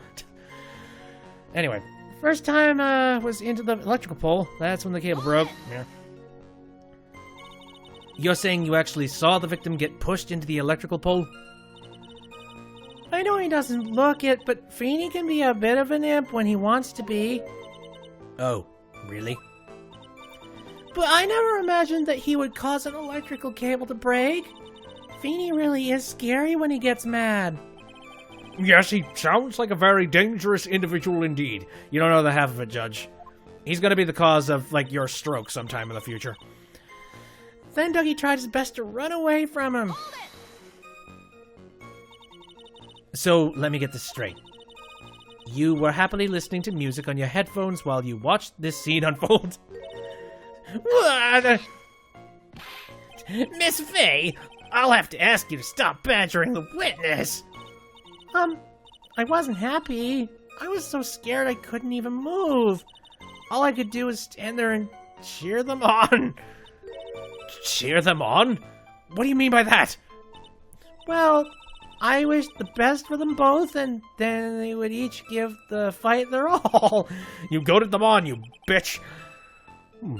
That's very sweet of you. Why? And what happened after that? But Feeney caught up and crashed into him from behind. That doesn't sound quite right. There were handprints found on the chest of the victim's leather jacket. Mr. Payne, were there also prints found on the back of his leather jacket? Well, no, there weren't. Madam Fay, may I suggest that you listen a little more carefully? I said that he crashed into him from behind, right? My Feeney wouldn't leave any prints behind in that case, would he? Yeah. The cable snapping and Dougie being electrocuted, it all occurred in less than a minute. Did you actually witness the moment the victim was electrocuted? I'm sorry, I didn't actually see it. I turned my eyes away. That's understandable. Yes, indeed. It would have been a horrific sight for anyone to behold. If I don't figure out the contradiction here, it's all over. She didn't have much time to come up with her lie, so this is my best chance. There must be a hole in her testimony somewhere. Think, Mia! Alright. So we've read... we've read all that. Let's save. Again, the good news is that we've basically reset on the difficulty, so this should be a lot simpler to figure out. Feeney pushed him twice, eh? First time was in the electrical pole, and that's when the cable broke. Playing as Mia. It's confusing, yeah. Then Dougie tried his best to run away from him, but Feeney caught up and crashed into him from behind. Cable snapping, and Dougie being electrocuted. It all occurred in less than a minute. When's the time of death? Let's see. Well, how is it confusing? It's awkward and weird. It's being like, oh god, I'm not Phoenix. Yeah, they said it was the past. I understand that. It's just like it's off-putting. You know, I completely understand and comprehend it, but wow. All right. So she said it all occurred in less than a minute, but clearly we got the information about how apparently the power went out in 2:55, and then the actual death happened at around 3 p.m. I mean, there's not really much of a gap, but I guess there's something to be said about that. Speaking of which, what's next? Apollo Justice or Ace Attorney? I don't know. I guess I'm going to make that decision as I cross that bridge. I'm going to take a look at it and just see canonically which one makes more sense to start. Anyway, yeah. I feel like this could be the contradiction. But what would be the piece of evidence that would prove it? I think it would be the autopsy report. Okay. Ace Attorney Investigations. Man, I'll see where it goes. All right. I'm gonna say the autopsy report. Objection! Shit, that was not right. Does this evidence establish that the defendant is lying? Don't ask me. You're the one who's supposed to know. Oops, sorry. This is all still kind of new to me. Well, I've got something new for you, too. A new penalty. Objection denied. Apollo Justice is Ace Attorney 4. I'll probably go with that, then. This isn't going as smoothly as I hoped. Cable snapping all occurred in less than a minute. So it wasn't that. Investigations is a spin-off series starring, Megatonic-clad... Our favorite Megatonic-clad lawyer. Okay. I'll look into it. Okay, maybe the students. Objection! God damn it! It was one or the other. I'm like, autopsy or students? Just, I feel like both of them should have worked. Whatever. That's enough, witness. I'm afraid I don't understand. You will in a minute. Could you please take a look at this picture? Oh, weird. Oh, that medicine. That's the one Feeney likes to take for his cold. It's not the medicine I want you to look at. It's the wristwatch.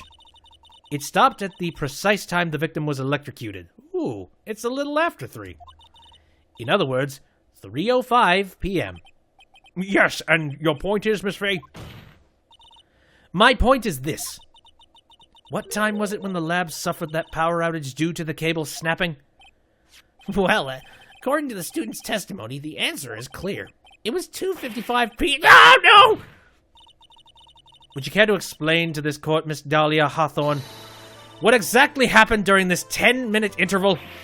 The defense proposes that it was during this interval that the real murderer killed Mr. Doug Swallow. Order! Order in the court! What? This is nonsense! The real murder? Even you can't deny that the time between the cable breaking and the electrocution are completely unaccounted for. Then who was it? Who else are you saying could have done it? There's only one person who could have murdered Mr. Swallow. only after my client had left the scene. Was there a window of opportunity for the real killer? Miss Fay, is the defense ready to indict someone as this real killer? It's okay that I misread Megatama and Magenta. They look similar. I don't know. I say Megatama, Mega Man. It's finally time. This is the moment I've been waiting for. Yes, Your Honor. We are ready. Very well. But remember, if you accuse the wrong person, you will be penalized. Think very carefully before you speak, Miss Fay. Now then, Miss Fay, let's have it. Who is the real killer? Pretty goddamn obvious.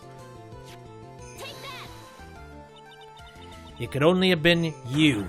Dahlia Hawthorne! Walter, how could... The defense is grasping at straws. Magenta-clad lawyer. Damn it. Oh, that's right. Yeah. Edgeworth investigator. Yeah, I know. Magenta, Megatama. English. What is wrong with it? 10 minutes passed between the time the cable broke and the time of the electrocution. What exactly were you doing the whole time, Miss Hawthorne? Were you really listening to some music while cheering them both on as they fought? I find it hard to believe that you didn't lift a finger to stop the men dearest to you. Order! Miss Fay! What? I mean, why? That is to say... Miss Hawthorne, I believe you did witness the two men fighting on that day. However, after Mr. Wright pushed the victim and subsequently left the scene, it was you who pushed Mr. Swallow to his death by your very own hands. Ah! How could you say something so mean, Madame Fay? I didn't do anything. Miss Fay! This is a very serious... Oh my god. Phoenix! Your Honor! Please, I have something I want to say. Achoo! You... What is it? Please, strike everything the defense is just now from the record. What? What the... Are you daft? You're totally wrong, Miss Fay. Dolly, she couldn't do something like that. Mr. Wright, get back to your seat! Bailiff, grab that man! Ah! Achoo! Leave my Dolly alone! Yeah, right. Sigh, that boy. What? Oh, Jesus, Grosper, that was confusing as hell. He's gotten himself in way over his head. Oh, Mr. Grosberg, you're back! It seems I've arrived just in the nick of time. I found the police report on that incident in your newspaper clippings. Very nice. Thank you, sir. Thank you so much. This is exactly what I was hoping for. You better take a good look at it. It details how you came to lose your boyfriend. Shit, what? Now then, the defense has made a very serious accusation. Mr. Payne, what do you have to say about this? Well, really, Your Honor, Well, she seems cold-faced and completely serious. May I interrupt you for just a moment, Mr. Prosecutor? Don't you worry, my dear. I have the situation well in hand. Sniffle? That is, go right ahead. Madam Fay, are you seriously accusing me of killing my sweet doggy? Yes, I am. Not only am I saying you murdered Doug Swallow, but you also tried to pin the whole thing on your current lover, Phoenix Wright. I told you that you should let me handle this. Weep. Damn it. Sorry, please, go ahead. How can you say that? I'm absolutely devoted to my dear Feeny. The notion that I would try to frame him is ludicrous. This is all just too much for poor little me to bear.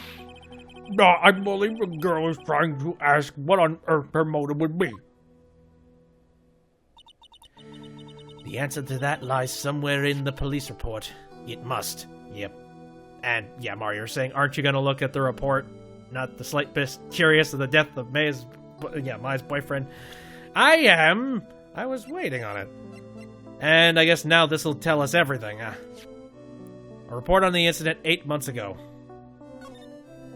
Location, District Courthouse Cafeteria, date and time, August 27th, 4 o'clock p.m. Victim, Diego Armano. Wait a minute. What's that a reference to? That sounds like a reference to something. Occupation, lawyer. Suspect, Dahlia Hawthorne, age 19. Armano investigated poison while interviewing the suspect regarding another case. Oh, ingested poison while interviewing the suspect regarding another case. Traces of poison were found in the victim's coffee cup. BRB. No poison was found in the vicinity or on the suspect's person. It is unclear how the poison entered the victim's coffee cup. Interesting. I wonder.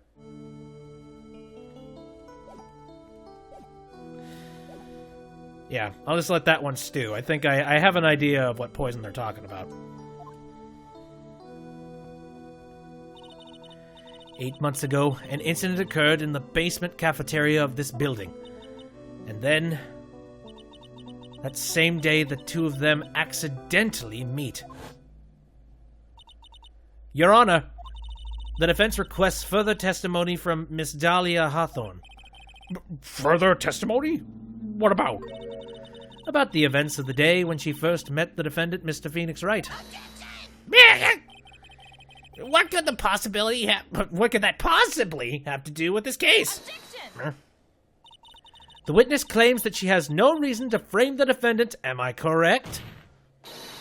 Well, I have evidence that suggests that she, in fact, had a very good reason. Very well, then. The court grants the defense request. Young lady, would you mind staying on for just a bit longer? Of course not, Mr. Judge. Get ready for the battle of your life, Dahlia Hawthorne. How I met my Feeny. Meh. I first met my darling Feeny 8 months ago. It's like we were destined to meet in this very courthouse basement reading room. The moment our eyes met, my heart skipped a beat. We've been going out ever since that fateful day. We're so lovey-wovey, we literally make people sick. It's just jealousy, I think. Mr. Wright, do you do that again and you will be held in contempt of court? And now we enter the final act of our little drama. As we used to say in the old days of my youth, go get her! So who's a better tutorial bad guy? Sawit, Wellington, or Dahlia? I think just for the sake of nostalgia, I kind of want to say Sawit, just because I loved how seedy and shitty he was. She's actually crafty. I can instantly tell, just like, Sawit, you slimy bastard. So, I don't know. I guess skill-wise, she's doing pretty good to cover herself up. I like Sawit for the comedic, I don't know, the comedy of him. First met Darling Feeny 8 months ago. Meh. So, until that time, you had been dating Doug Swallow? Yes, I'm a real fool, I know. Letting my emotions change so quickly, I'm ashamed of myself. No, not at all. Look at me. I'm infamous for changing my mind. We know. My critics have even taken to calling me Judge Fickle. Maybe you should look for a different line of work.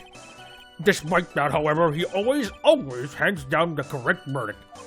Not by his own fault. That's why some people also call him the Great Judgini.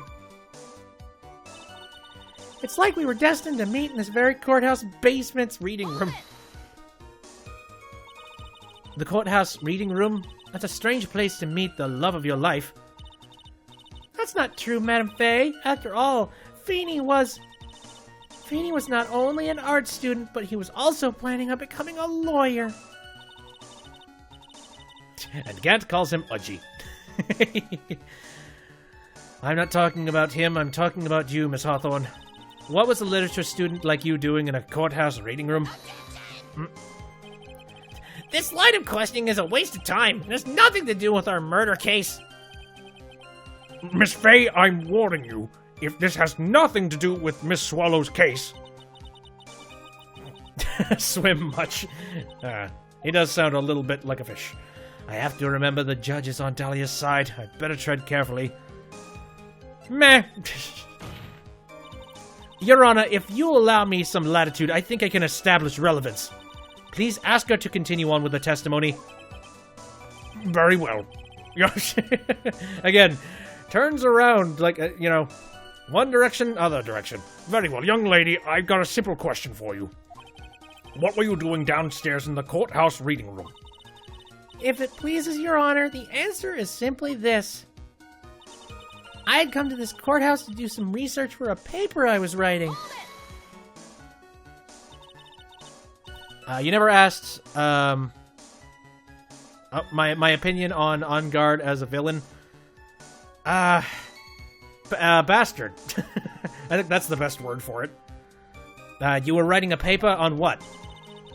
On the relationship between modern Sanrio poetry and the criminal underworld. That sounds like a fascinating research idea.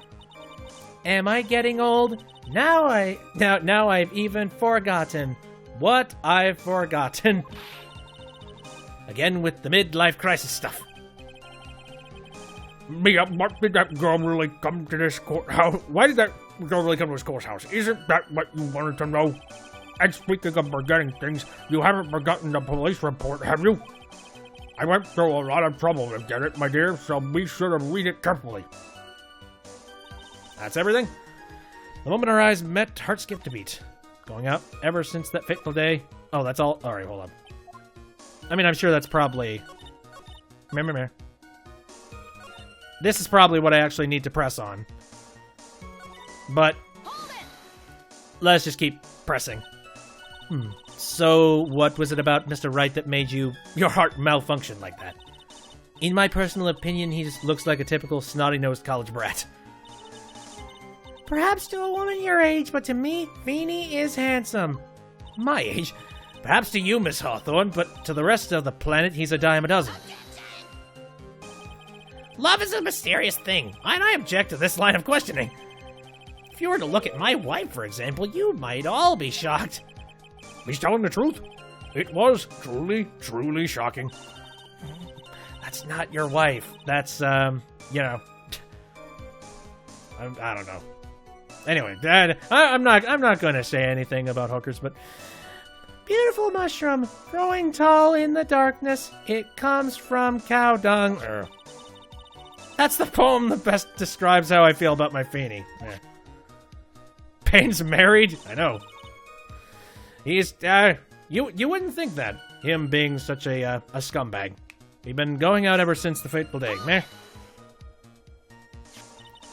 Were there any bad feelings between you and Mr. Swallow?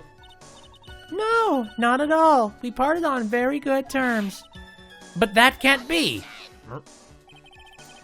Our investigation also shows that it was a clean breakup. Huh? Are you sure? Yes, it seems that they both wanted it that way. So the victim wanted to break up with her. Why? So you're saying that Mr. Swallow also wanted to break up with you? Well, you see... No, more information. What a cruel thing to ask a lovely young lady like this.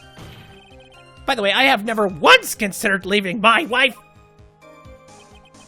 No one cares, Mr. Payne. Very true. She didn't deny it. That must mean Doug Swallow must have seen through her little act. He must have gotten a glimpse of her true nature. But listen to me, Mia. That woman has the judge in the palm of her hands, you see. So the only way to discredit her is to find a contradiction in her testimony. Of course. Alright then. Darling Feeney, 8 months ago. Again, I feel like... probably this one. I'd come to the courthouse to do some research for a paper I was writing.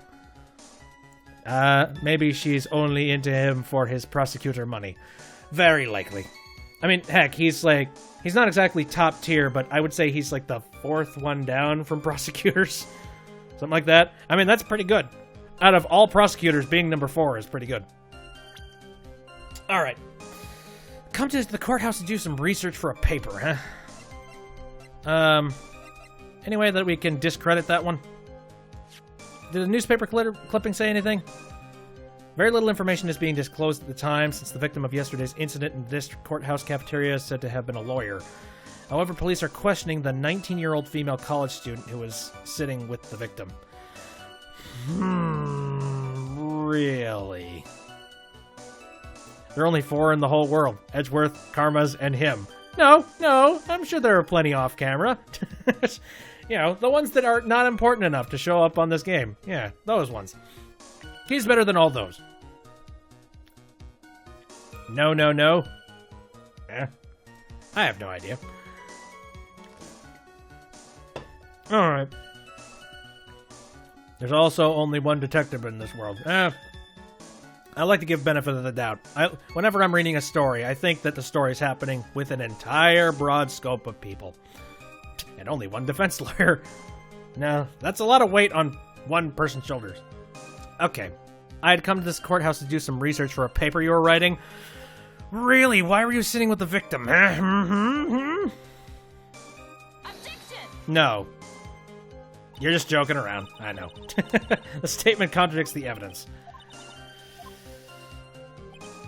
I like to be stupidly literal. Okay, alright. Maybe it isn't this. Hold on. It's like we were destined to meet in this very courthouse basement. Conjecture. Meh. This is the only thing that seems factual. Yeah, do some research for a paper I'm writing. We need to bust this. Really? Okay, so what were you doing then?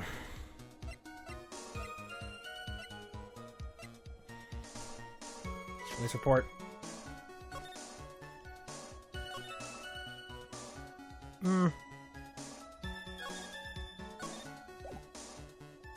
Research for paper I was writing. Yeah. Was there another one of these, did I back off on one of these testimonies? I'm trying to remember if I did. I think I might have. Maybe I didn't. God damn it.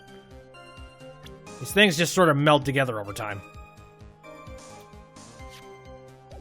That's nothing. Okay, it would do something to do with the umbrella, cold killer. No, none of the stuff that's current. It would have to be something to do with the back. Way in the back. So yeah, it would have to be either this or this. I've already shown that. I'd come to the courthouse to do, let me press you again. You're writing a paper, and it's about haikus. Why'd the girl really come to this courthouse? Isn't that what you wanted to know? Speaking of forgetting things, you haven't forgotten the police report, have you? Went through a lot of trouble to get it, my dear, so be sure to read it carefully. No, I love how all the characters within the game, their hints slowly get more muddled so that they don't make any sense. Right, let me check this real quick, because I'm sure this is probably it. Suspect was Dahlia Hawthorne. Ingested poison. Traces of poison were found in the victim's coffee cup. No poison was found in the vicinity of the suspect's person. This is a tutorial. Yep. Okay. My guess is that I'd come to the courthouse to do some research for a paper I was writing. Objection! That one's right. It was going to be one of the two pieces of evidence. Miss Hawthorne, you weren't here because of your research paper, were you?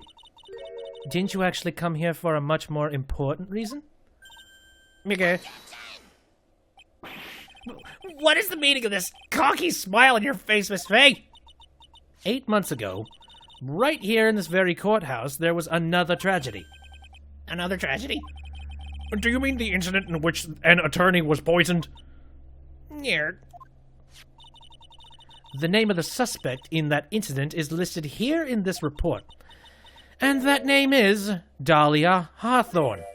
What? Dahlia Hawthorne?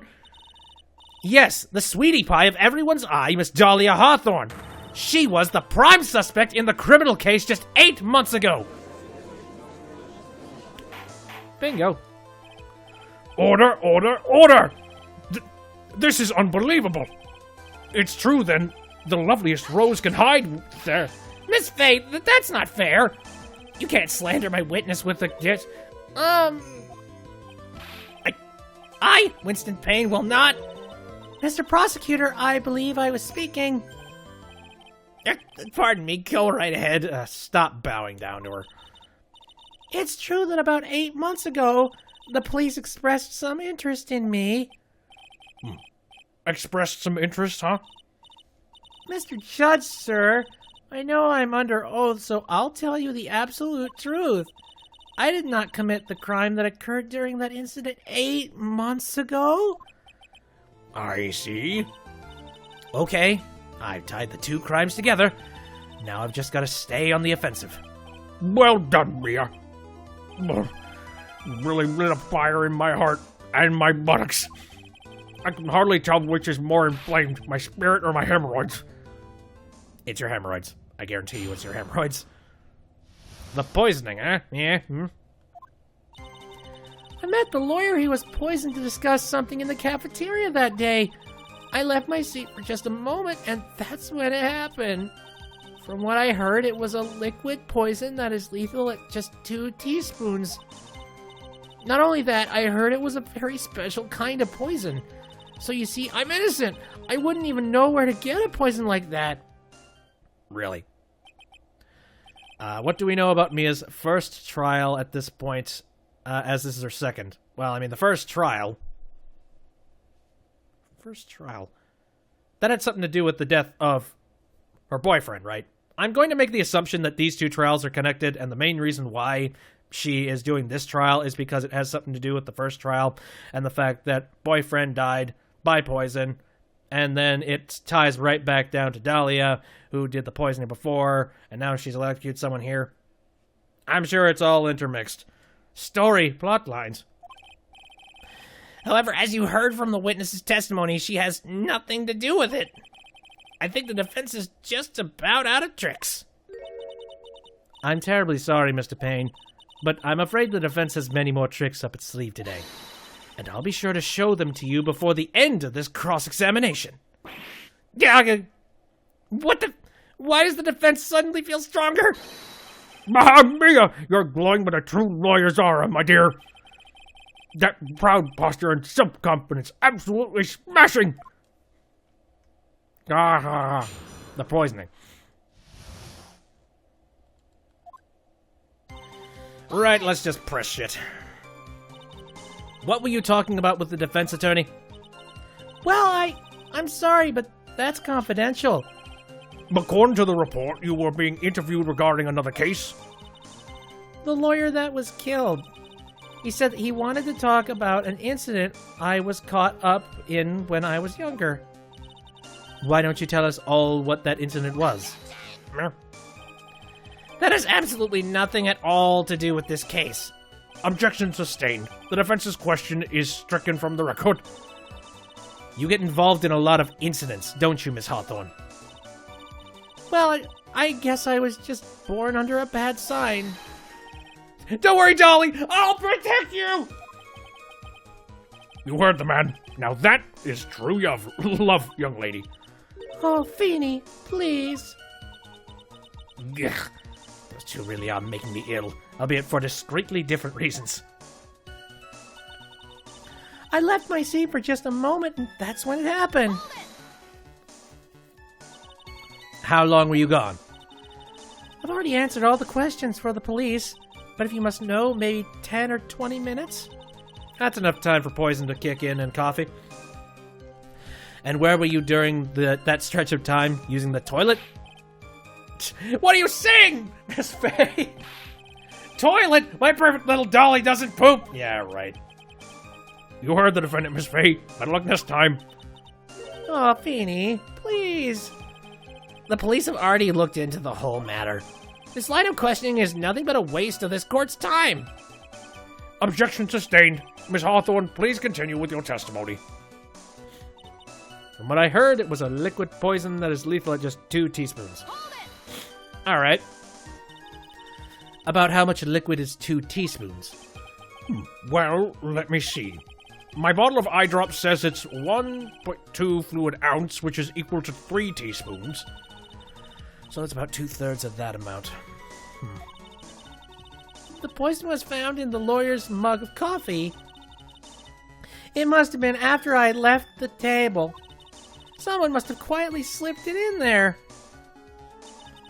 Not only that, I heard it was a very special kind of poison. Special how?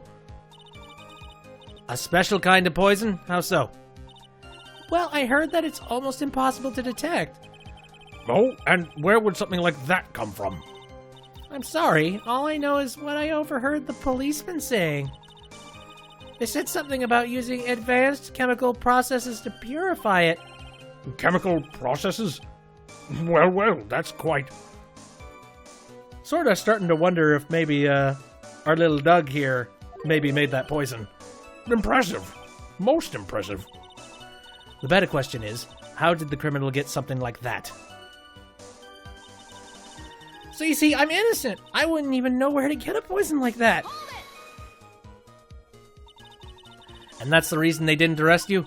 Because no one could show how you could have gotten the poison? I think that's a good enough reason, Madam Faye. She's right, and I think we've all had enough of Miss Faye's questioning.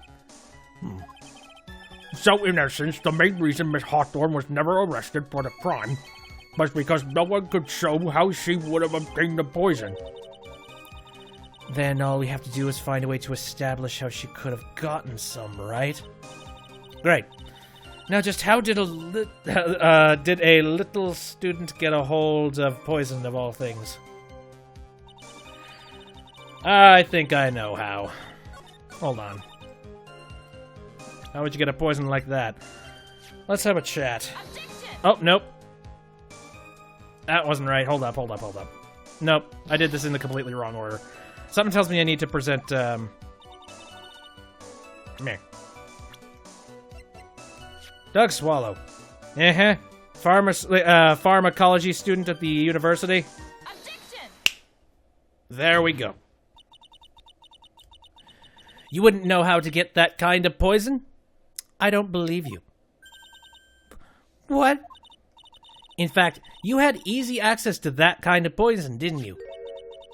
At your boyfriend's lab. Boyfriend? You mean the victim, Doug Swallow? That's right. Up until 8 months ago, Miss Hawthorne was dating Mr. Swallow.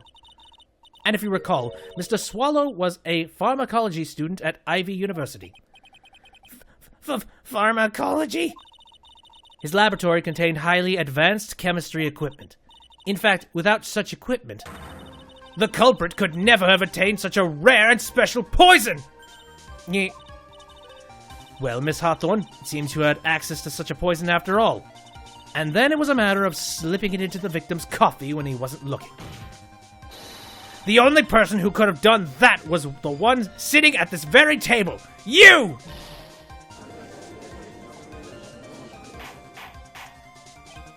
Order! Could it be? That's nothing but a baseless May I say something, Madam Faye? What is it, Miss Hawthorne? The amount of poison in the coffee was 2 teaspoons, correct? In order to carry that much liquid, you would need some kind of container. Well, yes, that's true. I was searched immediately after the incident took place.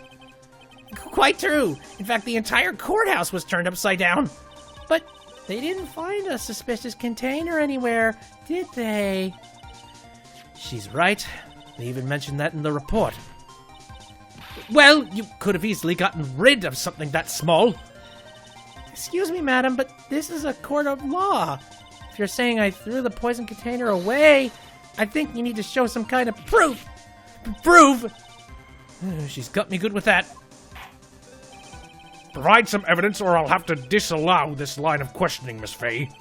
Unless we can come up with some kind of evidence, we're going to lose this lead. The police conducted a full-body search of Dahlia and of the entire courthouse, and yet the container holding the poison disappeared right after the crime occurred. If you're going to accuse the young lady of committing the murder, Then where is the container the poison was carried in? What happened to it? You were forced to get rid of the container in a hurry, weren't you? And that's why you passed it on to someone that had nothing to do with the case. Someone that you knew wouldn't be searched. Who is this person? Mr. Phoenix Wright, of course. Mere. So the defendant, this witness's accomplice... Of course not. She gave the poison to him, disguised as a present. What? But that's... That's a charming little necklace. Is this a little bottle? It's really quite cute. So, what about it? What does it mean, Miss Fay? The day the witness met and fell for Mr. Phoenix Wright was 8 months ago. August 27th, the very same day as the poisoning incident. Under the pretense of love, the witness gave my client a present. All for the purpose of hiding the one piece of evidence that would give her away. What? Are you saying there's a deadly poison in here? No, there's no longer any poison in that bottle. However, I'm certain if the crime lab were to analyze it, they would find a trace amount. No!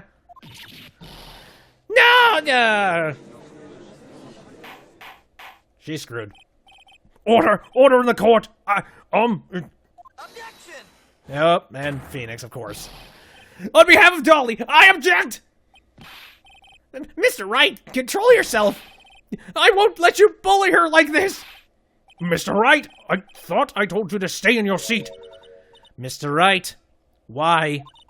Why are you going through so much trouble to protect her? Why? Because I'm madly in love with her!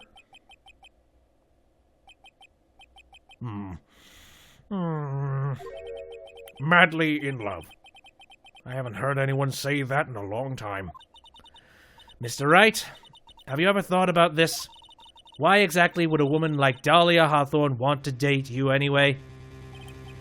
Well, I guess she must be madly in love with me too. Mr. Wright, please open your eyes. At this point in the trial, I think it should be obvious to everyone the real reason that Dahlia Hawthorne is dating you is... Dahlia Hawthorne was not and is not madly in love with you.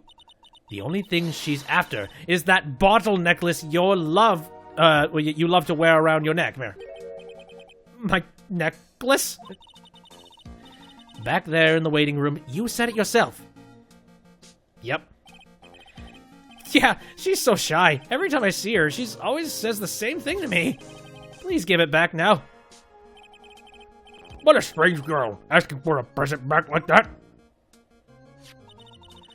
For Dahlia Hawthorne, that necklace is irrefutable evidence of her crime. That's why she absolutely had to get it back. You're lying! But you never gave it back to her. And to make things worse for her, you insisted on showing it to everyone you meet. That's why she... I don't believe you. No! That's a lie! Ah!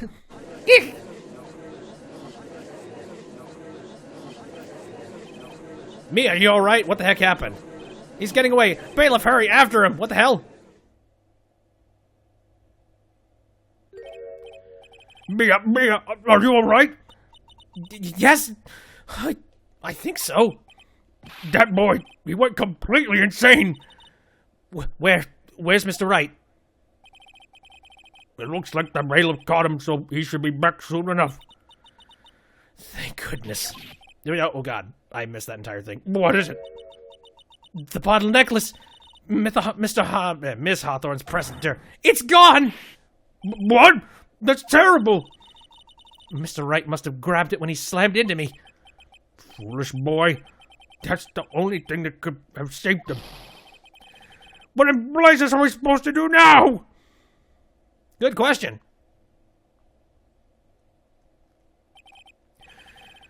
Mr. Wright, this sort of behavior is unprecedented in the history of this court. I'm sorry. I'm afraid that your apology is not enough. Mr. Wright, what did you do with the bottle necklace? Forgive me. I'm sorry. It's okay. Just give back the necklace. Oh, God. Well, hopefully the top of that necklace stays firmly planted. You what? You ate it? It was too big to swallow, so I had to chew it into little bits. Oh, no! Somebody get a hospital out here. What the... What? What is he doing now? Your Honor, you've got to stop the trial. Mr. Wright, are you feeling okay? Does your stomach hurt? That bottle you swallowed may have had some poison left in it. What? It seems the defendant has proven the prosecution's case for us. Clearly, the bottle did not contain a deadly poison. How could you be so sure? I think that's obvious. As you can see, the defendant is still very much alive. As for the poison, more like a fledgling's defense attorney's overreactive imagination. So it would seem.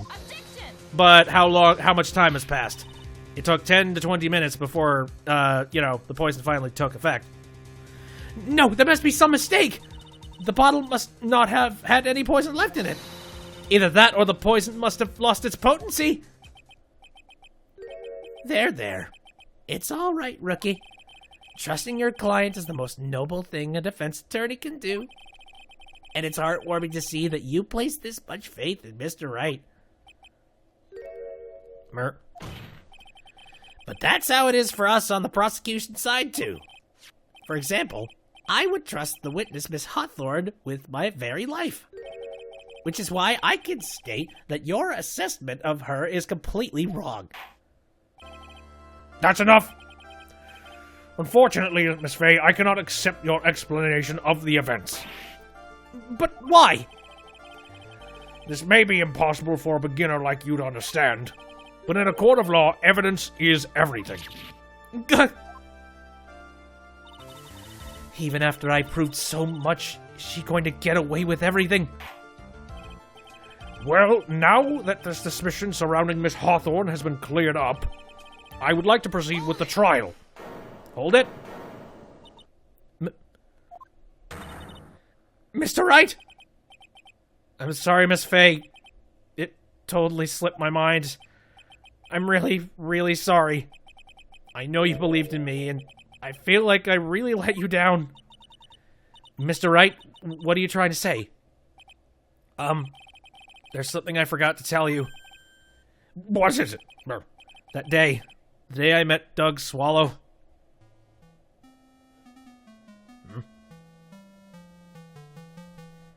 That girl. Oh, wait. That girl. You shouldn't see that girl anymore. Hey, it's none of your business. I'm telling you for your sake. You continue to see her, it's gonna be bad news. You're lying! Just listen to me. There's something you need to know about that girl. Last night, someone stole some poison from our lab. Poison? The same thing happened 8 months ago. A drug sample was stolen. She came to the lab that time, too. It could only have been her. That girl is a thief. Stop it! Don't talk about her that way! There.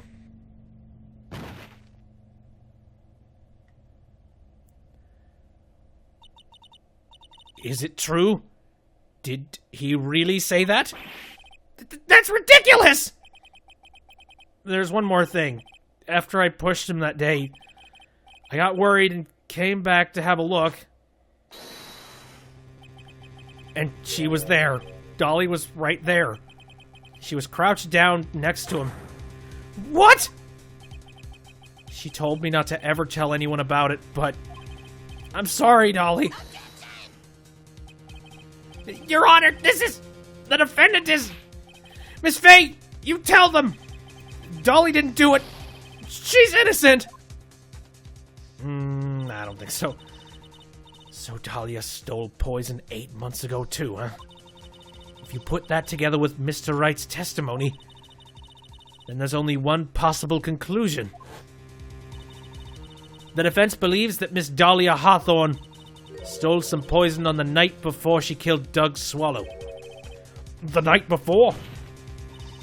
Naturally, her motive for stealing it was to kill someone. Miss Faye? If you're so certain of your theory, then let me ask you this. I'm a save. Jesus. This has been going on for a while. I'm getting goddamn lightheaded. So much screaming. Meh. I guess the only person she'd want to kill at this point would be Phoenix to get the the locket off. Okay. This is your last chance. Think carefully now. There's something she desperately wanted to get back. Therefore... Oh, stop spelling it out, game. Who was Miss Dahlia Hawthorne planning to kill? There was one person that was standing squarely in Miss Dahlia Hawthorne's way. And that person was... Mr. Phoenix Wright. Me?! That's preposterous! After all, it was Doug Swallow that was murdered. Well, it's true that that's how things worked out. But let's remember that Mr. Swallow died of electrocution, not poisoning. The person that Miss Hawthorne was planning to poison was, in fact, you, Phoenix Wright. There's no one else that it could be. But how can that be? I thought Mr. Wright and Miss Hawthorne were in love. They weren't. Poor Mr. Wright. This must be killing him. Hang in there. I'll bring it to justice. I swear it. As I said before, the only thing Mr. Hawthorne truly cared about, Miss Hawthorne rather, I get that wrong so many times, was the only piece of evidence linking her to that incident 8 months ago. That's right. The bottle necklace. That's all she cared about. So, Phoenix, you chewed that. You either must have, like, oddjaw type of, like, either oddjaw type of teeth, or you are the Hulk, or that thing was made of candy. I don't know. But even so, why would she go so far as to murder him? 8 months ago, just after the fall of that attorney in the basement cafeteria, Dahlia Hawthorne could think of only one thing: how to get rid of the bottle necklace as quickly as possible. No, it can't be. It was a pretty good move she made, too. The evidence was missing for a long time, but there was just one big problem. Although she got him to hide the evidence, Mr. Wright refused to return it to her.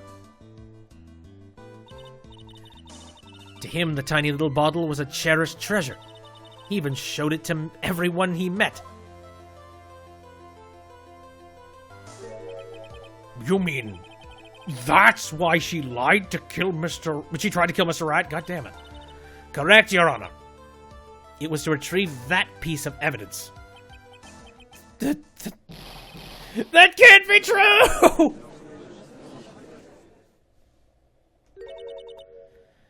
Feeny, what a joke you are. Alright, yeah, Feeny, what a joke you are.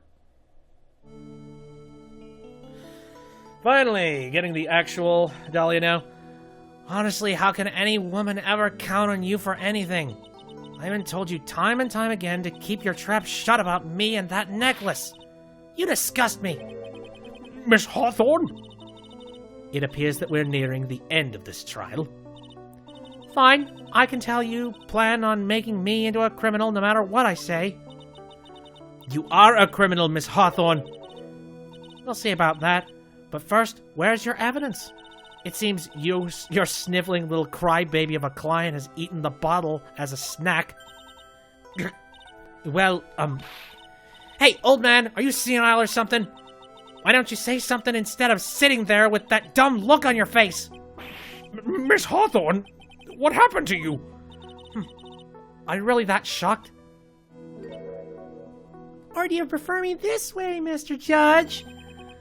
With absolutely no proof, you treat a voluntary witness like she's a mass murderer. Well, I have nothing more to say. I'll be heading home now, if you don't mind. But we're not finished. Fine, then ask that nasty old hag to finish up already. Oh, hold it. I can't let her get away this time. Stop me up. If you keep on pushing without any evidence, you could pay the ultimate price as a lawyer. The ultimate price? You'll be forced to take off your attorney's badge forever, I'm afraid. No! Oh boy. Well, now she's interested in staying. You better think it over carefully, Miss Fay. Or should I say, Miss Gray? Well, Miss Fay, can you provide evidence that would establish her guilt once and for all? If I mess this up, my career as a lawyer is over. But to be honest, at this point, I don't have any evidence that's well-founded. Even so, I'd rather lose my attorney's badge than let her get away with murder. Your Honor, the defense would like to present proof. Impossible! You can't possibly... Stupid woman. It is the opinion of the court that there has already been enough discussion. Therefore, I will allow only one piece of evidence to be presented. Really? That's funny of you. Load. Alright, let's try this. Just one? If you are unable to establish her guilt, then I'm afraid that a very harsh verdict will immediately be handed down on Mr. Wright. I understand, Your Honor. I can just imagine the headlines for tomorrow's newspaper. Up-and-coming lawyer plummets to earth before she gets the chance to soar. She was planning to poison Mr. Wright. If that's the case, then the poison was probably in there. Well then, Miss Fay, please present your evidence. Show to this court irrefutable proof that Miss Hawthorne was planning to poison Mr. Wright.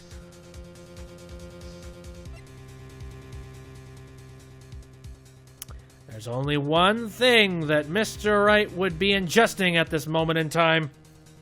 Take that! Here it is, Your Honor! The evidence that will prove her guilt once and for all! Cold Killer X? Phoenix Wright's beloved cold medicine? Does our rookie defense attorney have a bit of a cold? If I did, I still wouldn't take this cold medicine. After all, it's been poisoned. What? Remember when the defendant said in his testimony, "But I lost my bottle of it around lunchtime on the day of the accident."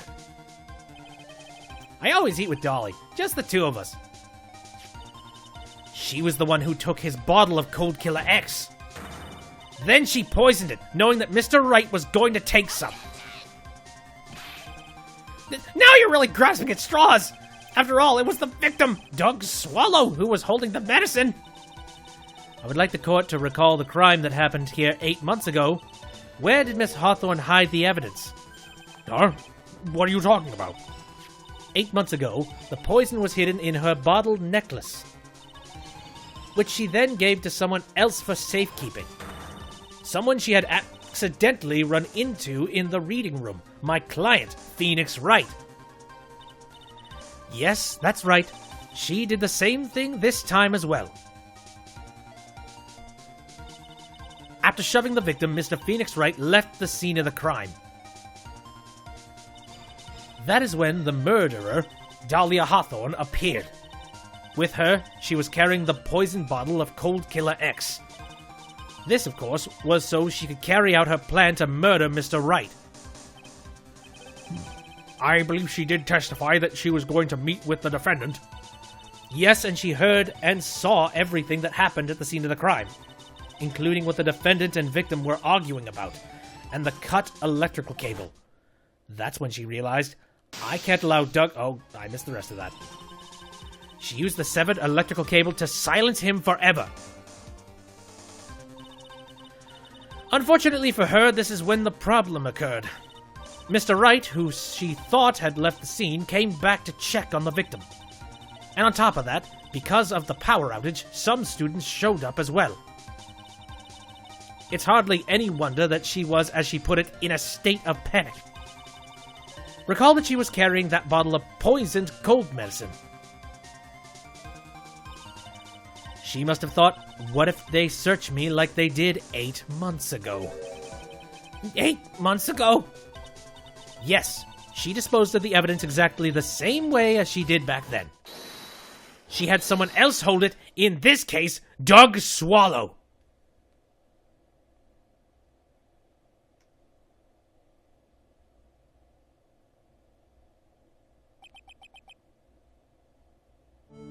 Meh. Talk, you wench! Oh, come on now, everyone. Surely you aren't fooled, are you? This stupid woman? She's nothing but a filthy, stinking liar. Right, Mr. Prosecutor? Huh? Yes, that's exactly right. It's just pure desperation. I wonder which one of us is the desperate one. So, Miss Hawthorne, this cold medicine. I wonder if you wouldn't mind taking some. Brr. Well, Mr. Wright ate that necklace of yours, right? Now it's your turn to prove your innocence. What do you say? If I'm just a filthy, stinking liar, then there's no need to worry. So come on, show us! I dare you to take some of this medicine right now! Mia Fey! Mia Fey! Yeah, do you think you've won? Well, do you, Mia Fey? Oh, boy. Demon. That's just fine. For the time being. Victory is yours. For the time being. Well, I have a very long memory, you know. You and I will meet again. I'm certain of it. Maybe not. Well then, Mr. Judge. I'll see you later too, okay? Why? Yes? I'm going to go spend a little quality time with the men in blue now. I wish you all the best. You're going to be sorely disappointed when you get out of jail being like, she's dead! Come on! Whew. It's finally all over. I refuse to accept this. The defense hasn't shown a scrap of evidence to support their outrageous claim. But even so, your witness seems to have accepted it. I don't care. I'm Winston Payne, and I don't believe one word that this rookie lawyer has said. Well then, Mr. Payne, let me ask you this. Yes? Would you care to try this cold medicine? What? Oh, just a little earlier, I could have sworn you said... There. It's all right, rookie. For example, I would trust the witness, Miss Hawthorne, with my very life. So, if she's so trustworthy, then I'm sure you couldn't possibly be any... there couldn't possibly be any poison in here, right? Well, you see, yes? And here comes the backpedal. Come on now, rookie killer. Show this rookie how it's done. How much trust do you really have for this woman? Are you willing to bet your life? Nope. Oh god, oh wow, what? My beautiful hair! That's where his hair goes. Every time he loses a case, it just gets shorter and shorter and shorter.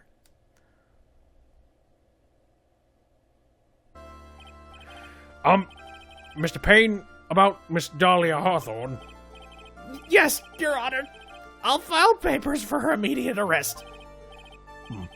Tragic, but not surprising. I knew there was something suspicious about her from the very beginning. No, you didn't! Don't lie, just admit you were wrong. By the way, Miss Fay, Yes, Your Honor? was it just me, or did you and Miss Dahlia Hawthorne seem to know each other? Your Honor, whether we did or not has no bearing on this case. Very well. Mr. Payne. This can't be happening. It's a nightmare. It's like losing to my daughter! It appears Mr. Payne has lost his spirit along with his hair. Does the defendant have anything further to say here? It can't be true. Dear Dolly! Achoo! Very well then. I believe I am ready to pass judgment and bring the trial to an end. He has a daughter too. Yeah, somehow this man has procreated. This court finds the defendant, Phoenix Wright, not guilty. Da da da da da da da! This court is adjourned. What's her name? Lotta? Lotta Payne? No.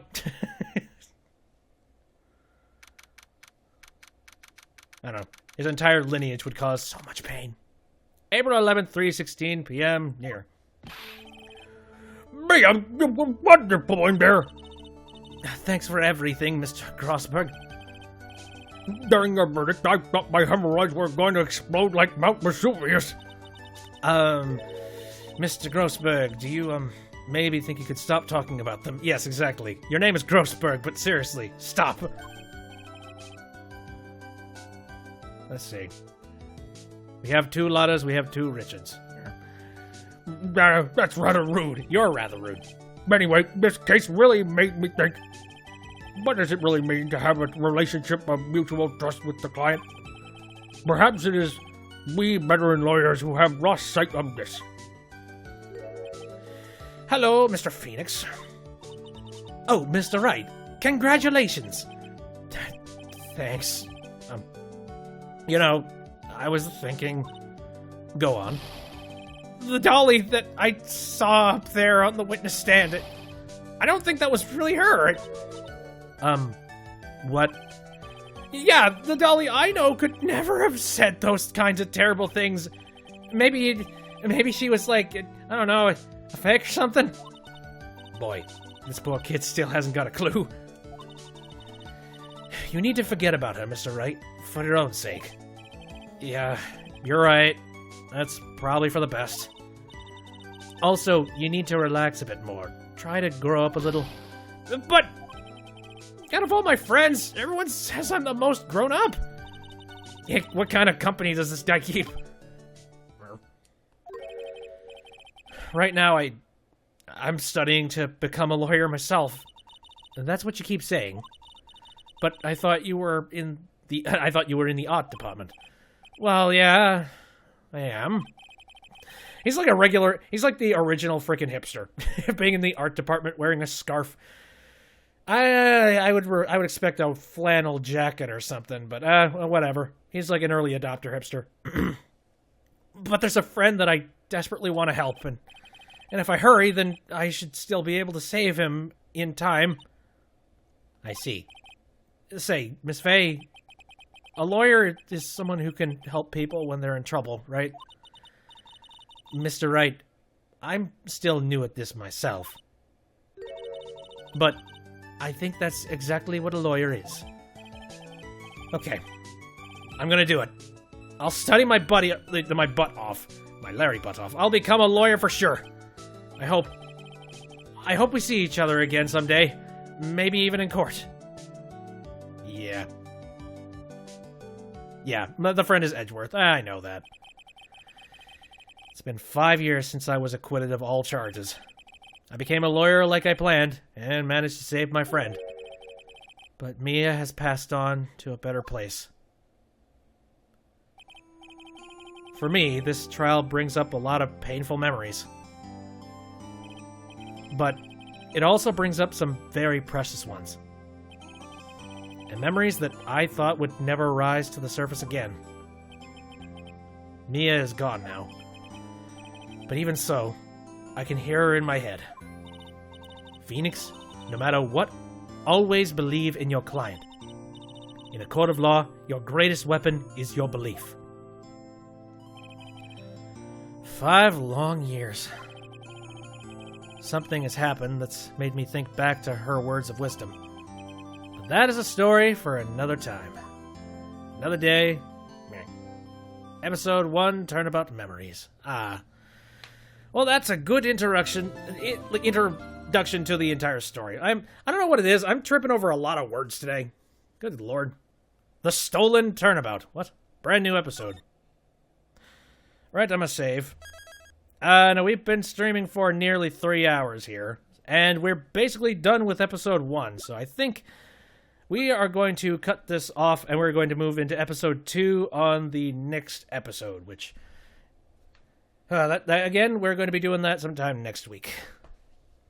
Now, this has been interesting, that's for sure. I'm kind of, I don't know, it's like all of these, now the thing is, the last series, like the last game, I said before, I think, that, I don't know why, it was like really short for some reason. Is this one just as short? Funny enough, I say it's short, but I ended up doing 12 parts of the damn series. Out of, like, what, 5 episodes? Like, that's friggin' nuts. And that kind of makes me think, like, how long are some of the later games going to be when they got to be more than just, like, 5 or 6 chapters, right? This game has 5 cases? Okay. And I'm going to guess I can expect just as much length out of that one. But yeah, I don't know why. I'm tripping over my words today. Maybe, like, it's either a lack of or too much caffeine. Who knows? Yeah, it is getting warm in here, and I need to turn on AC and call it a day. That, and I actually have a few other plans for tonight, so I need to get going on those. Ace Attorney 1, the 5th case is super long. I remember that, yeah. Which one was the 5th case? Because I remember there was, like, there was the DL6 incident, and then there was the, what was the other one called? I don't know, it was, like, the extrovert case that, was bundled in with, like, the DS version, I think. Was that it? Oh, the one with Emma and Gant. All right, yeah. The 5th one. I mean, that was, like, the DLC case. I would expect that one would be really long. Rise from the Ashes. Yes. All right. Yep, I'm going to take off from here. This has been kind of nice to go back to a Phoenix Wright where I'm not tripping over things and being like, what the hell am I supposed to do? I don't know. I like the cases where they're not too obvious, but they are just subtle enough where you're proud when you figure it out. It's like, that! There wasn't any in this episode. It was really... I tripped up a couple of times, but that was just because I thought it was like either one or two pieces of evidence. I've noticed difficulty in the Phoenix Wright games tends to increase when you have more evidence. Because you have, like, way too much stuff to actually look at. Be like, okay, could be this. Nope, not that one. Maybe this one. That, and I've noticed I have an issue with the pressing function. Like, I need to learn to, in the event, it's sort of hinting at me being like, hey, maybe you should get more information from the client. Go back and press on other issues and try and get more information before presenting. Because looking back in hindsight, it's very, very obvious. In the moment, I couldn't freaking tell. So yeah, I need to press multiple times on certain things more often, I think is what I need to do. All right. Now, enough with me just yammering on and on here. I'm going to call it a night. So again, thanks everybody for popping out and taking a look at the stream. I appreciate it. I'm going to be uploading this shortly after I'm done streaming, and after it's done processing. I stream on Saturdays, Sundays, and Wednesdays, all of them starting at around 7 o'clock p.m. Central Standard Time. Some of the games I'm playing, Legend of Zelda Breath of the Wild, Paradigm, Yooka-Laylee. I'm thinking tomorrow I really want to try and do another episode of Zelda Breath of the Wild. Because I just recently finished editing the last one. So, perfect timing. All right. Now, I'm going to take off here. So, again, thanks for popping up. See you next time.